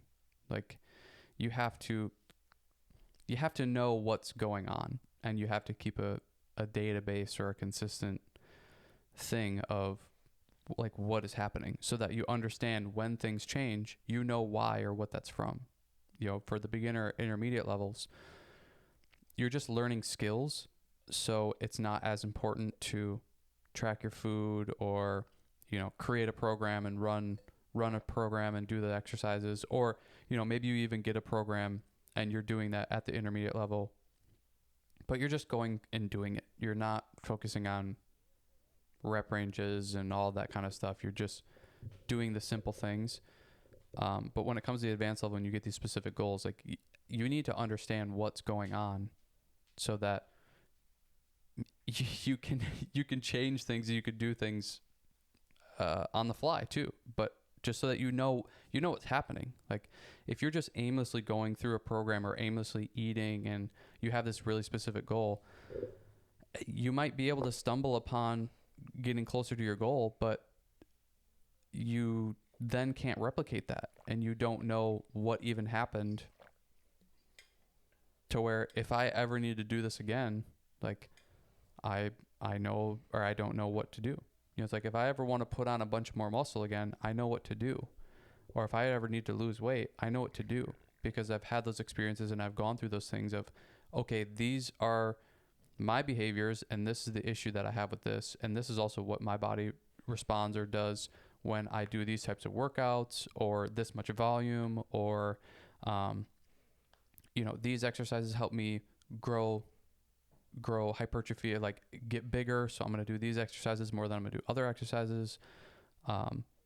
You have gained the knowledge and you understand what things do, but if you're not tracking those things, how do you know? You know, I saw this great clip on somebody's podcast. I can't remember what it was, and the person was like I'm trying to lose like 10, 15 more pounds. I just have a little bit more like skinny fat type of look that I don't want to have. I want to look a little bit more lean, a little bit more cut. Like what should I do? And the guy was like, well, are you tracking? And he's like, no. He's like, so we have no idea what you're doing. It's like, Yeah. how can I give you advice, or how can I even suggest anything if We don't know where the starting point is. we don't know where the starting point is? We don't know what your calories are. We don't know where your calories are coming from. We don't know even really what your exercise routine is or how you're working out. So it's like you have this very specific goal of I want to lose 10, 15 more pounds, but we don't even know how often you're working out or your food intake. And that's where once you get to this advanced level where everything is in the nuance, it's not about you're moving. It's not the shotgun approach. You can't just go in and get activity and work out and eat a little bit cleaner and you're going to see pretty good results. Right. We're at the point where our body's like, yeah, we got that. Now what? Like we need something more challenging to do that you take. I mean, take that person that's trying to lose 15 pounds. And if you're at the point of what we're talking about in the advanced level, if you don't know exactly what your calories are and say you're kind of all over the place every day, and even if it's the difference of 100 calories in the week, that's still a lot when it comes down to you're running that every single week for months at a time, because that could go from 100 to 200 or down to 50. That's way too big of a gap when you're trying to move the needle just a little bit. Or you're saying that you work out that person 3 to 5 times a week. Well, the volume of 2 workouts that you sometimes are doing or sometimes not doing, the volume, the stimulus, the amount of recovery that you're going to need is different. The amount of calories that you're going to need is different. The amount of like volume and output that you have, which is then going to affect the other things. It sounds crazy, but once you get to this point, that is where you will see a change or not. Yeah. Well, and it really is when you come to having a specific goal, is Right. That's where this stuff becomes really important, because if you want to keep the momentum or keep the consistency of, gaining muscle or putting on weight. I mean, that's, I've always been like skinnier on the lighter end. So typically my goals have always been put on more muscle, gain more weight. And I've done a few different versions of doing that. The version that worked was just I was obnoxiously disciplined, and it was not healthy for me, and it didn't work as efficiently as it could have. To where, going off of what you're saying, like 100 calories each day can be the difference of gaining weight and losing weight. Mm-hmm. Because you expand that over time, over weeks, months, years. It's like we all know people that have become overweight or have become jacked and strong. They didn't do that overnight. It was a consistent thing of they were consistently always eating a little bit more calories than they should. And same or on a little bit less, depending on which direction you're going. Same on the opposite end, where somebody that's trying to lose weight, they're consistently eating less calories or putting more output. But it's calories in, calories out. That's always what it is. It's always what it comes down to. Now there's a quality aspect to that too, but if you want to lose weight or you want to put on weight, it's that equation. So you need to figure out what your calorie input is, your food and your drinks and stuff like that, because output, your energy expenditure and like tracking, I burned this many calories on my Apple Watch, that stuff's just not accurate enough yet.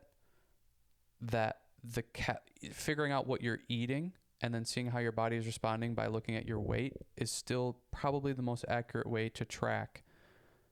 Am I losing weight? Am I gaining weight? Are my calories too high? Are they too low? And when it comes to these specific goals, I think people tend to, in the advanced level, they want to do things a little bit more quicker than, this is just the nature of humans. They want to do things quicker than maybe what they should to get the most amount of change or the most effect and the most positive and have it be the most efficient. Well, I think because at that point, they've proven that they can be disciplined. So like, well, then I'll just be extreme disciplined. Yeah.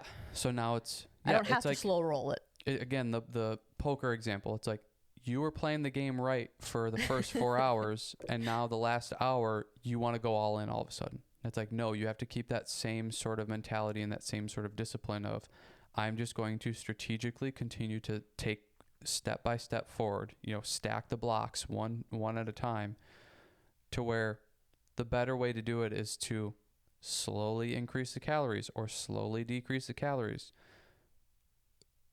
Weigh yourself every day. Have a weekly thing of, what did I weigh each day? What did I eat each day?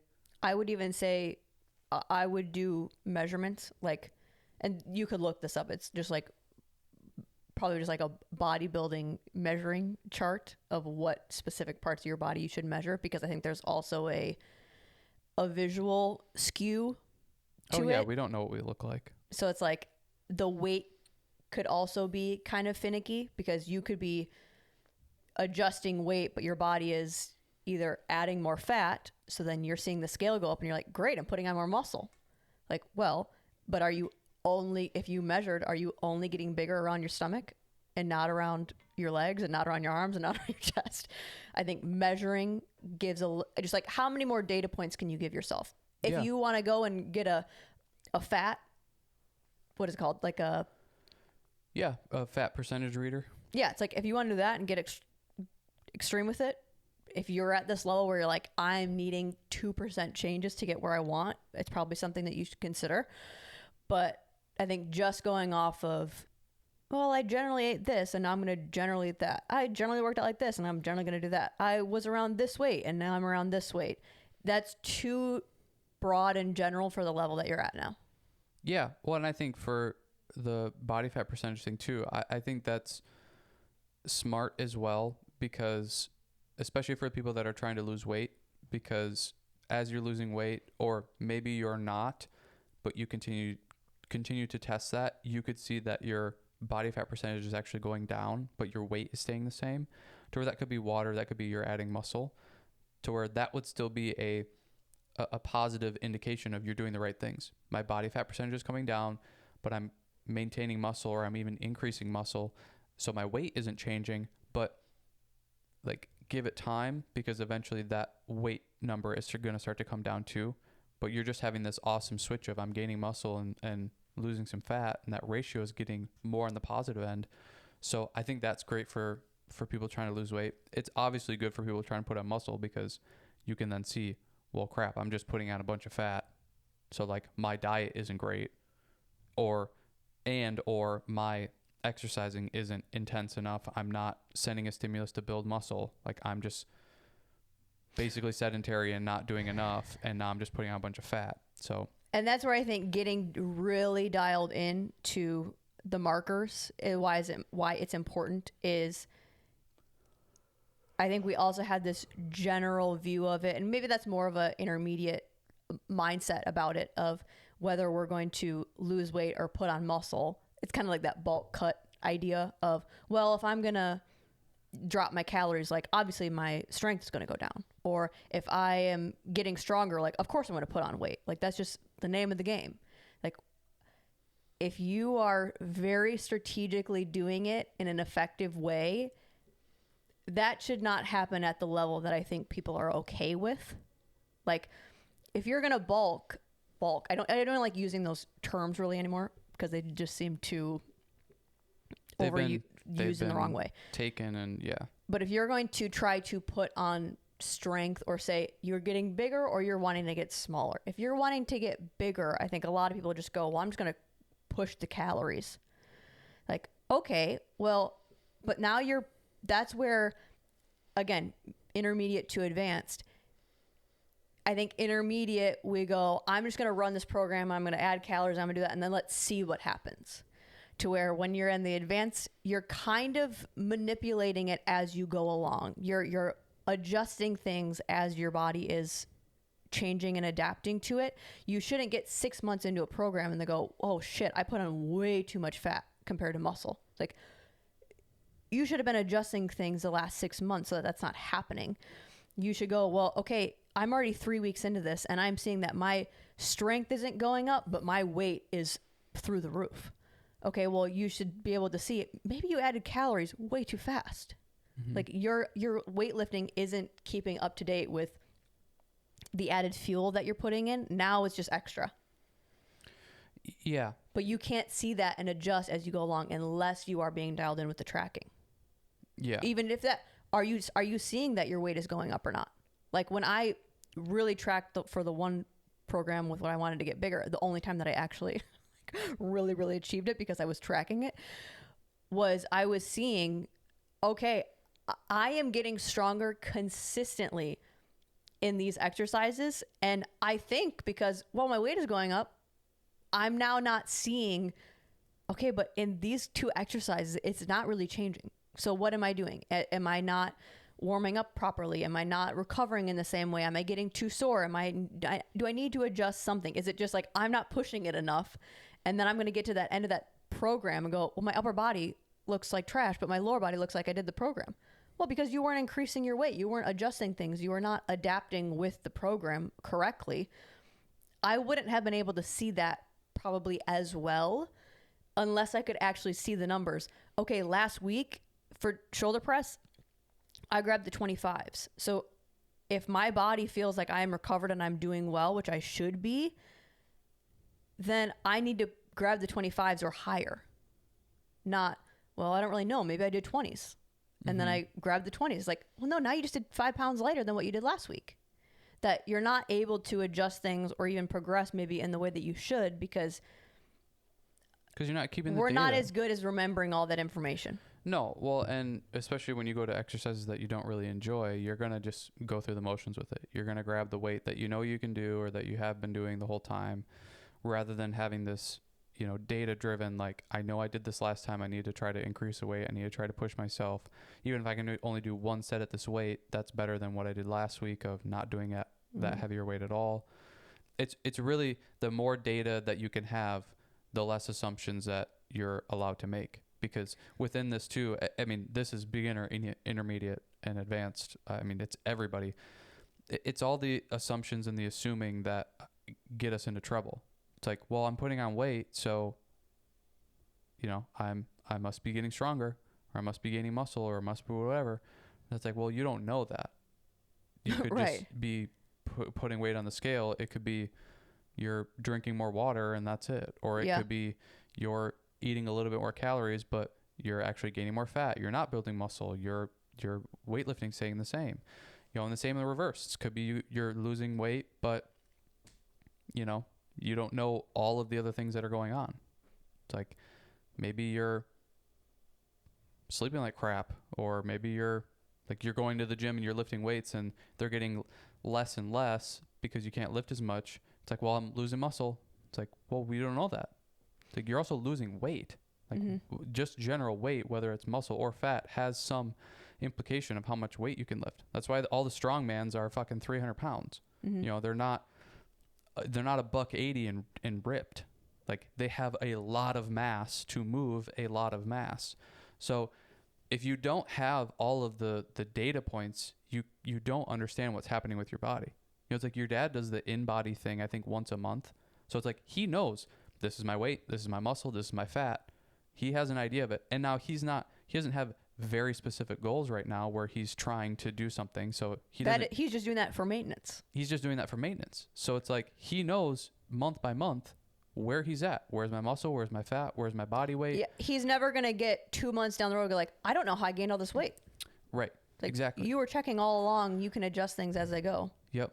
So if you're having a specific goal that you're wanting to reach, the more data that you can have about it and consistently track day by day, you're just creating a surefire way of reaching that goal, because you're going to continuously change things or manipulate things to make it a little bit more efficient. Or you notice, okay, well, I've been eating 2,000 calories every single day, like on the dot to the T for 2 or 3 weeks now, and I am losing a pound of body weight every single week.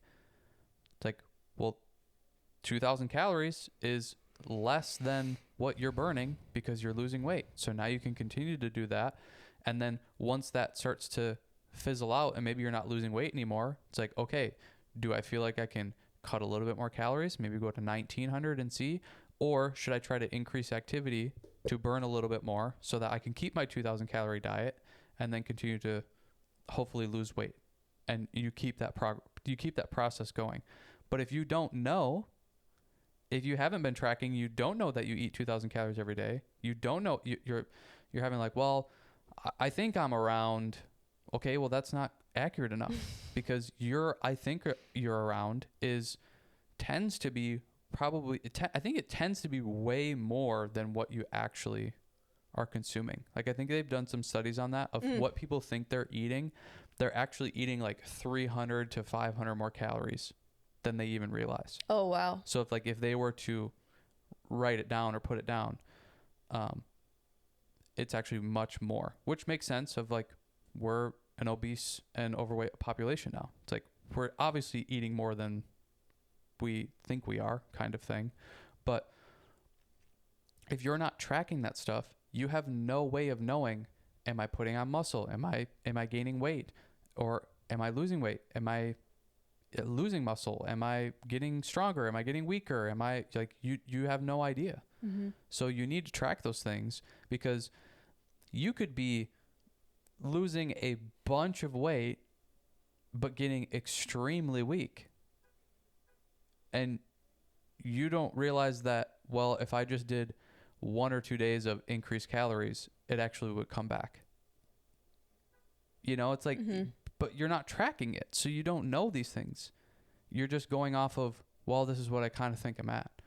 And that's for literally anybody in this area. Like, if we were to go do a Let's Get Big program, it would have to be, okay, where are we starting at for our exercising? What's our volume? What are we doing for exercises?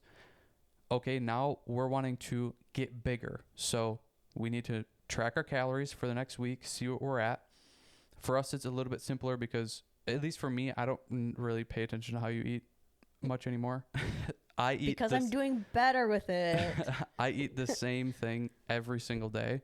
So it's like, I would track for a week, but it would probably be generally the same every day. But well, we would yeah. And even getting in the details of the tracking too. It's like, we'd have to measure more than we 100%. do. You got to measure out what you're doing. You can't do like, well, I have olive oil in my salad, so I bet it's around this much. No, look at it, because it's probably triple what you are putting down in your little tracking app thing. So measuring everything out, making sure it is as close to as possible as it could be, tracking that, seeing, okay, I'm eating this amount of calories and I'm generally maintaining my weight with the exercises that we're doing. So if I want to increase my weight, I need to, one, probably start sending a different stimulus than I already have been. So doing different exercises or different workouts or tempo or rep range or rest periods, all that kind of stuff that we've talked about. And then I need to increase calories from here. So if I'm eating 2,000, I need to go up a little bit. And when I say a little bit, I'm talking like 100 calories. Well, yeah, it's like when we were doing the carnivore or carnivore light, it's like when I knew I needed to add a little bit more calories, I didn't go and add a whole different meal. I added 19 almonds. Yeah. 19 almonds was all I needed. That was a serving size, and that was the amount of fat that I needed, protein, carbs. It's like 19 almonds was what I changed every day. Yeah, because when you that changed it. When you expand it out, if you go, well, I'm going to increase, 300 calories a day. Okay, well, now what does that look like over a week's worth of time? Because that's 2,100 calories. You're basically eating, if you're already at 2,000, let's say, you're basically eating a whole nother day's worth of food in that week. You're basically adding an 8th day to that week. I don't know if that's going to be sustainable for what you're trying to accomplish. Like, that might be way too many calories, especially if you're kind of keeping your workouts the same. If you were to increase your intensity or your energy expenditure in your workouts or whatever activity you're doing, then maybe. But you also have to know that the maintenance of what you're eating to your output is a good balance to begin with. You could be already eating way too much. You could be already putting on fat more than you are muscle. Well, to begin with. Right. Yeah. So, but when you're just going to pick an arbitrary number and do that, like, expand it out. Okay, well, that's 2,000 calories a week I'm adding. That's a lot. To where if I choose something like 100, Well, now I'm adding 700 calories. That's a little bit more maintainable, especially when you're going, well, what's 100 calories worth or 300 calories worth? Like, can I even eat that much? Am I already stuffed to the gills with what I'm eating now? And that's enough for me to just maintain what I'm doing. And now you're telling me to add 300? Like, that might be crazy. And that goes into the like, well, maybe you need to format how you're eating a little bit differently. But, a lot of people go like, just add a protein shake in. It's like, that could disrupt your entire like eating format and cycle and stuff. Like, that could put you, if you have a protein shake before a meal, you can't eat the meal. You can't finish the meal. So it's like, sure, add a protein shake in. Isolate, like, that's, ours was at 20 grams or 30 grams of protein. 25. 20 to 30 is typical protein powders. But it's like 150 calories. It's like, even just think of what 40 grams or 30 grams of protein is in meat. Now, how quickly are you drinking that protein shake? Imagine eating that amount of meat in that quick of time. Yeah, you're going to get pretty full. Yeah, to where it's like, maybe spread that out throughout the whole day, and then it would be a little bit easier. Like, you take your protein shake and you cut it in thirds, and then you have just like a little bit after every meal that you eat. You have to be a little bit more strategic with that kind of stuff, because just adding in a bunch of calories is going to be crazy. And it's the same on the reverse end. I'm going to like, well, okay, I'm eating 2,000 calories. I need to lose weight, so I'm going to cut 300. You're cutting out an entire day's worth of calories in a week. Mm-hmm. You might be able to lose weight quickly doing that, but your burnout is going to be through the roof as well. Like, that's going to come quicker than what you're going to want it to, mm-hmm. quicker than you losing the amount of weight you want to lose. So it's like, you need to have this kind of strategic approach. You need to do it in a, it's the same idea of going and working out. Are you going to go do a 6-hour workout and expect to do that 6 days a week when you're starting at two hours of working out or 1 hour working out? It's like, if you go do that stimulus you're sending your body, you're going to be so sore and so jacked up that you're not going to be able to be efficient the next day, to where what you need to do with the exercise or the nutrition is slowly scale this thing forward so that your body has time to adapt to that.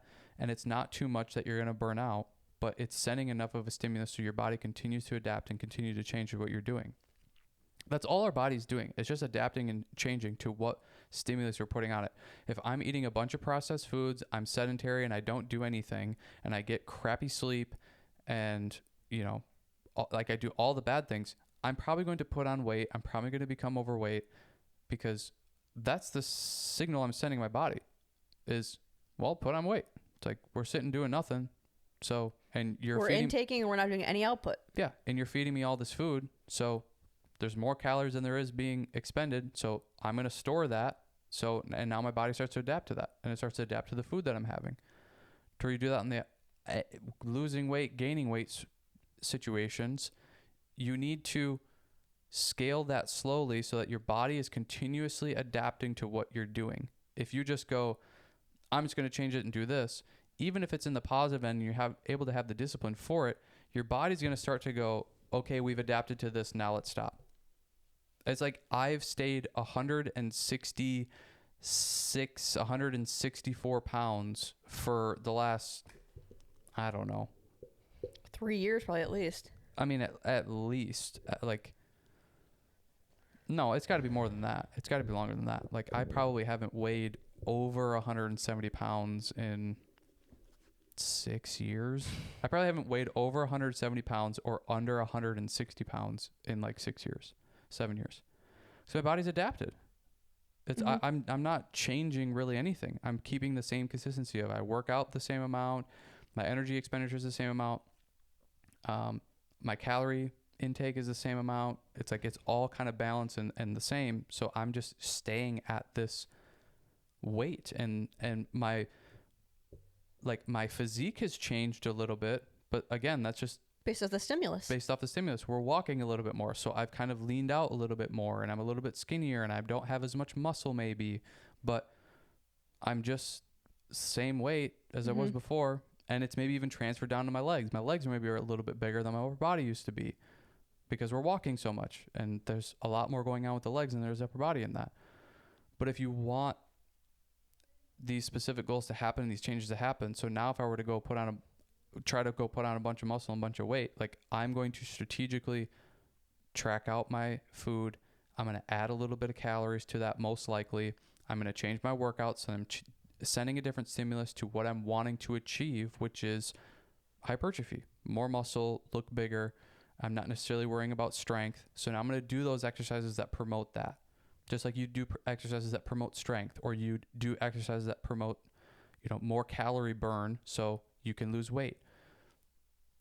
You have to be strategic in that way, and you have to track it out, and you have to scale it out. And that's where I like have a big monthly calendar, and every day write down how many calories you ate, what your weight was that day, and maybe what you did for a workout.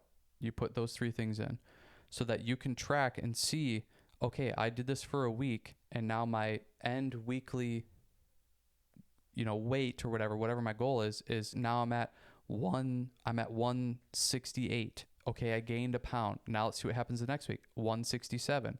Okay, I didn't gain any weight. I actually lost a pound. Let's look back. Did I keep the same amount of calorie intake? How have my workouts changed? Did I do all those measurements at the same time of day? Am I doing it one day at the end of the day with all the food and water in it, and the one day I'm doing it right away in the morning? Like, you also have to do your tracking and your data points, especially for the weighing and the measuring, the same way every single time. Right. So then you're continuously tracking that stuff, and you can start to manipulate and see over time. Okay, I went from 168 to 167, and now the 3rd week I'm at 167 again. Okay, these calories are not working. I need to increase calories. So now I'm up in calories. Maybe it's 100, and I do that for a week or 2. Okay, I went up a pound, but that's it. Okay, now 3rd week, maybe I'm adding another 50, 100 calories, and now I went up 2 or 3 pounds. Okay, this is now maybe where I can continue to gain this momentum. 2 or 3 pounds in a week at this calorie. If your weight and what you're pushing in the gym, like if your strength is decreasing or staying the same, then you're in that fine line of you might be putting on too much fat than what you need. Sure. If that stays the same over several weeks. Yeah. To where if your strength is staying relatively the same, especially if you're at the same weight for those first few weeks, and then you go to, and then all of a sudden 1 week you gain a little bit of weight, like 2 or 3 pounds. Okay, let's do this again the 2nd week. Say you gain another 2 or 3 pounds and you increased, like you're feeling stronger. Okay, we're running. Sweet spot. We're rolling. So then you just continuously progress that up and you keep going. And then maybe it's been, 2 months or something like that, and you're not really gaining the weight anymore. You've kind of plateaued at like 175, 178 pounds or something like that. So it's like, okay, well, I don't feel like I can eat that many more calories. So let me change the stimulus and try to do something different with the exercising. So then you start to manipulate your workouts a little bit, change them, and maybe you can get that ball rolling again through that. Or maybe it is you need to increase calories a little bit more. It might be you run a couple days of a deload. A deload in your calories. You're decreasing them by quite a bit of things just because you're trying to snap your body out of that stimulus and change the adaptation. Yep. So when you go back, you'll also probably be reinvigorated to eat because you also have had lower calories. So you're going to get hungry again. And then your body is also ready for that heavier stimulus to come back. Yeah. But you can't do any of this if you're not tracking, because you're just shooting in the dark. Then you're just like, well, I guess I'll just kind of do a deload and see what happens. And then all of a sudden you do that and you come back and nothing happens or nothing changes. And it's like, because you don't have this data to understand what's even happening. Yeah. And I mean, and what you're saying, like he's talking about very small changes that, I mean, like what I said in the last episode, like I feel like I have seen kind of different versions of my body and how it's looked over the last 10 years, let's say. But my weight has only changed by at most 10 to 12 pounds over those times. It's like me at my lightest of 123 to 125, which is my maintenance at 125, is where I kind of sit all the time without paying attention to anything. And that is like, say, my heaviest to the densest, pushing the most weight, to I'm at the leanest, eating maybe the lowest calories or something, is a ratio of 7 to 10 or 10 to 12 pounds. So it's like, we don't have a lot of wiggle room. It's not, well, I want to look different, so I'm going to lose 20 pounds or 15 pounds or 30 pounds, and you're going to see a difference. We have 10 pounds to manipulate with. Or say with me, I had 10 pounds to manipulate. I can't just, again, shotgun approach and crazy change my calories or crazy change my weight. No, it's tiny little knobs to see dramatic difference. Yeah. Well, and I think this happens with people trying to put on muscle a lot of the times. It's like they just want to get bigger and bigger and bigger and bigger. And they probably still do have room to go, but typically we have kind of our top out point. Like I couldn't get to 200 pounds. I just, with what I was doing at that time, I could not get there. Now, knowing what I know now, I would change things and try things differently, but that's crazy that you'd made that choice. Sorry. Oh my god. Can't believe you just decided to chew ice. Sorry. Has never done a podcast before. But you see that happen all the time of, I just like, and even for me at that time, it's like, gotta get bigger. I want to hit 200 pounds. And it's like, you're not tracking enough to understand what's even going on. And also you've been at this for so long that you probably need to take a break and stop pushing for this thing, because you're just at this top out point.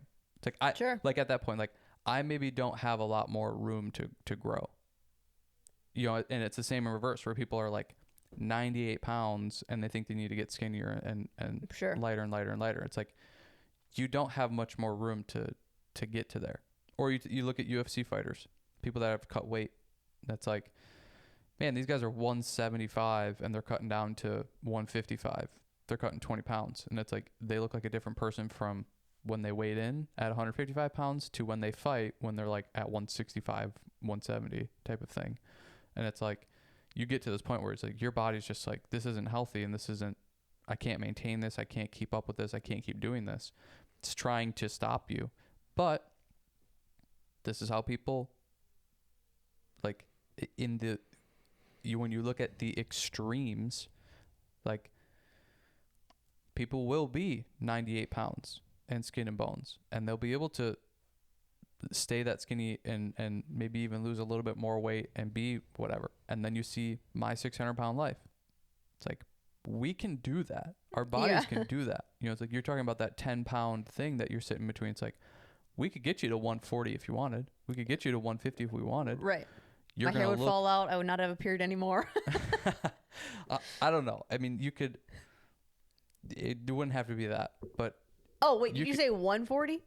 Yeah. Oh, I was thinking like losing a lot of weight. Sorry, 140. Oh my gosh. We could get you to 140, 150.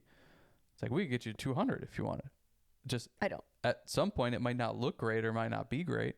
No. And it might not be the healthiest, but this is how we become overweight, or how we become very, very skinny and very underweight. So there's always ways to manipulate that and to do that.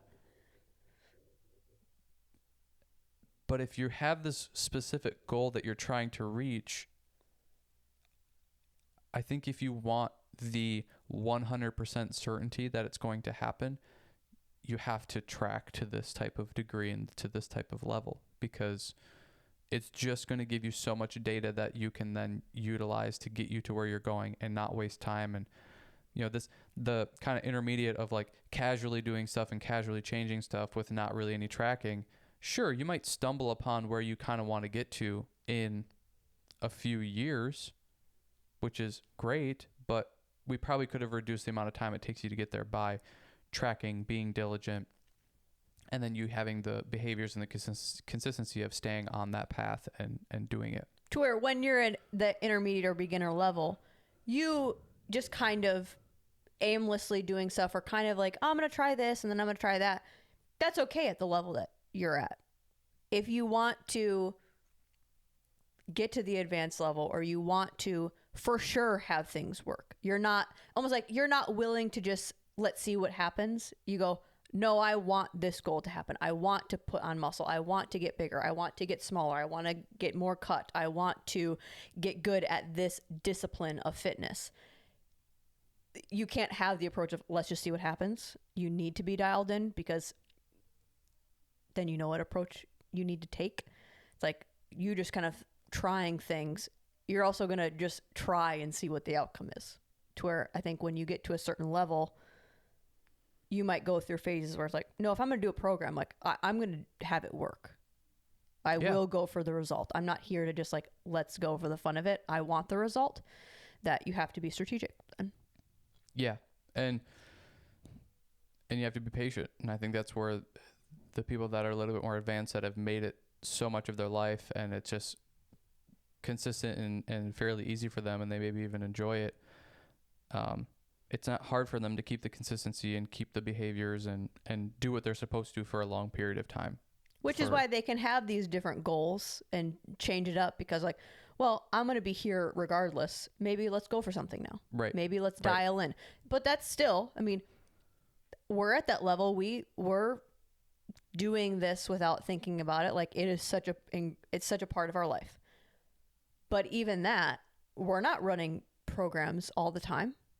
Because like, I don't want to be tracking. I don't want to be dialed in. We go in and out of that. Like if we want to go for something, but we know that is going to require this whole thing to change. Right. That.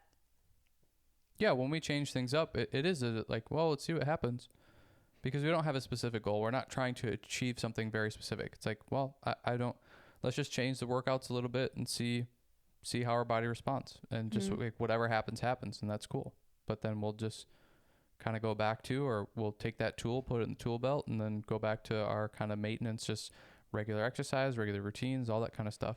But yeah, when it comes to having a specific goal, so many beginners or intermediate people will do that. They'll have a specific goal, but they don't have the behaviors of even doing this consistently. It's like people that get very specific goals and haven't consistently worked out for a year. It's like, well, we don't even know if you can work out for a year. We don't even know if you can follow a nutrition thing for a year.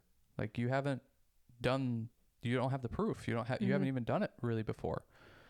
So how are we going to start with a very specific goal when your real habits and your like real routine of what ends up happening is you fall off and stop doing it and don't continue? It's like, so how do we have this really specific goal when, it's like, you're not going to invest in a company that's like, well, they've made some money, but in the past, like they really never make money. It's like, well, I'm not just going to like put all my investments into this company that made money a little bit for 2 months here. Mm-hmm. It's like, I want to see the company that has made money continuously year after year after year after year. That's where I'm going to go with it. I'm not going to go with it with 2 months and quit, and then the next year again 2 months and quit. It's like, I'm not going to invest in the freaking pop-up Halloween store in the mall. Like they come and go every year. Like that's not where the money should go. Just like for people that are exercising and having specific goals, I don't think you should be doing this very specific goal if you haven't, like, you're not here routinely all the time. It's kind of like what you said of like, they're just always there. They know that, okay, well, I'm done with this program. Like, I'm just going to go back to kind of doing the things that I like and, doing these exercises and eating this way or working out this way. It's like, they just do it to see, hey, can I do this? And let's put on a little bit more muscle. Or maybe my maintenance, what I have been doing, it's like, I'm kind of noticing like I'm getting skinny and I'm getting, weaker and I can't lift as much. So, okay, I need to kind of kick it into gear and maybe do a program that's like a strength program to like bring this back up. But those people are just there all the time and they live in that area. Like the behaviors are not a challenge for them anymore. But then when they go to do something, it's very specific. They track it. They have the data because they want the sure results. Like you said, they want to make sure that this happens. It's not this, I'm just going to shoot in the dark and see what happens. Yeah. Yeah. I feel like that's it. Yeah. I feel like that's it 5 hours later. Yeah. Yeah, I think it's good. Okay. See you later.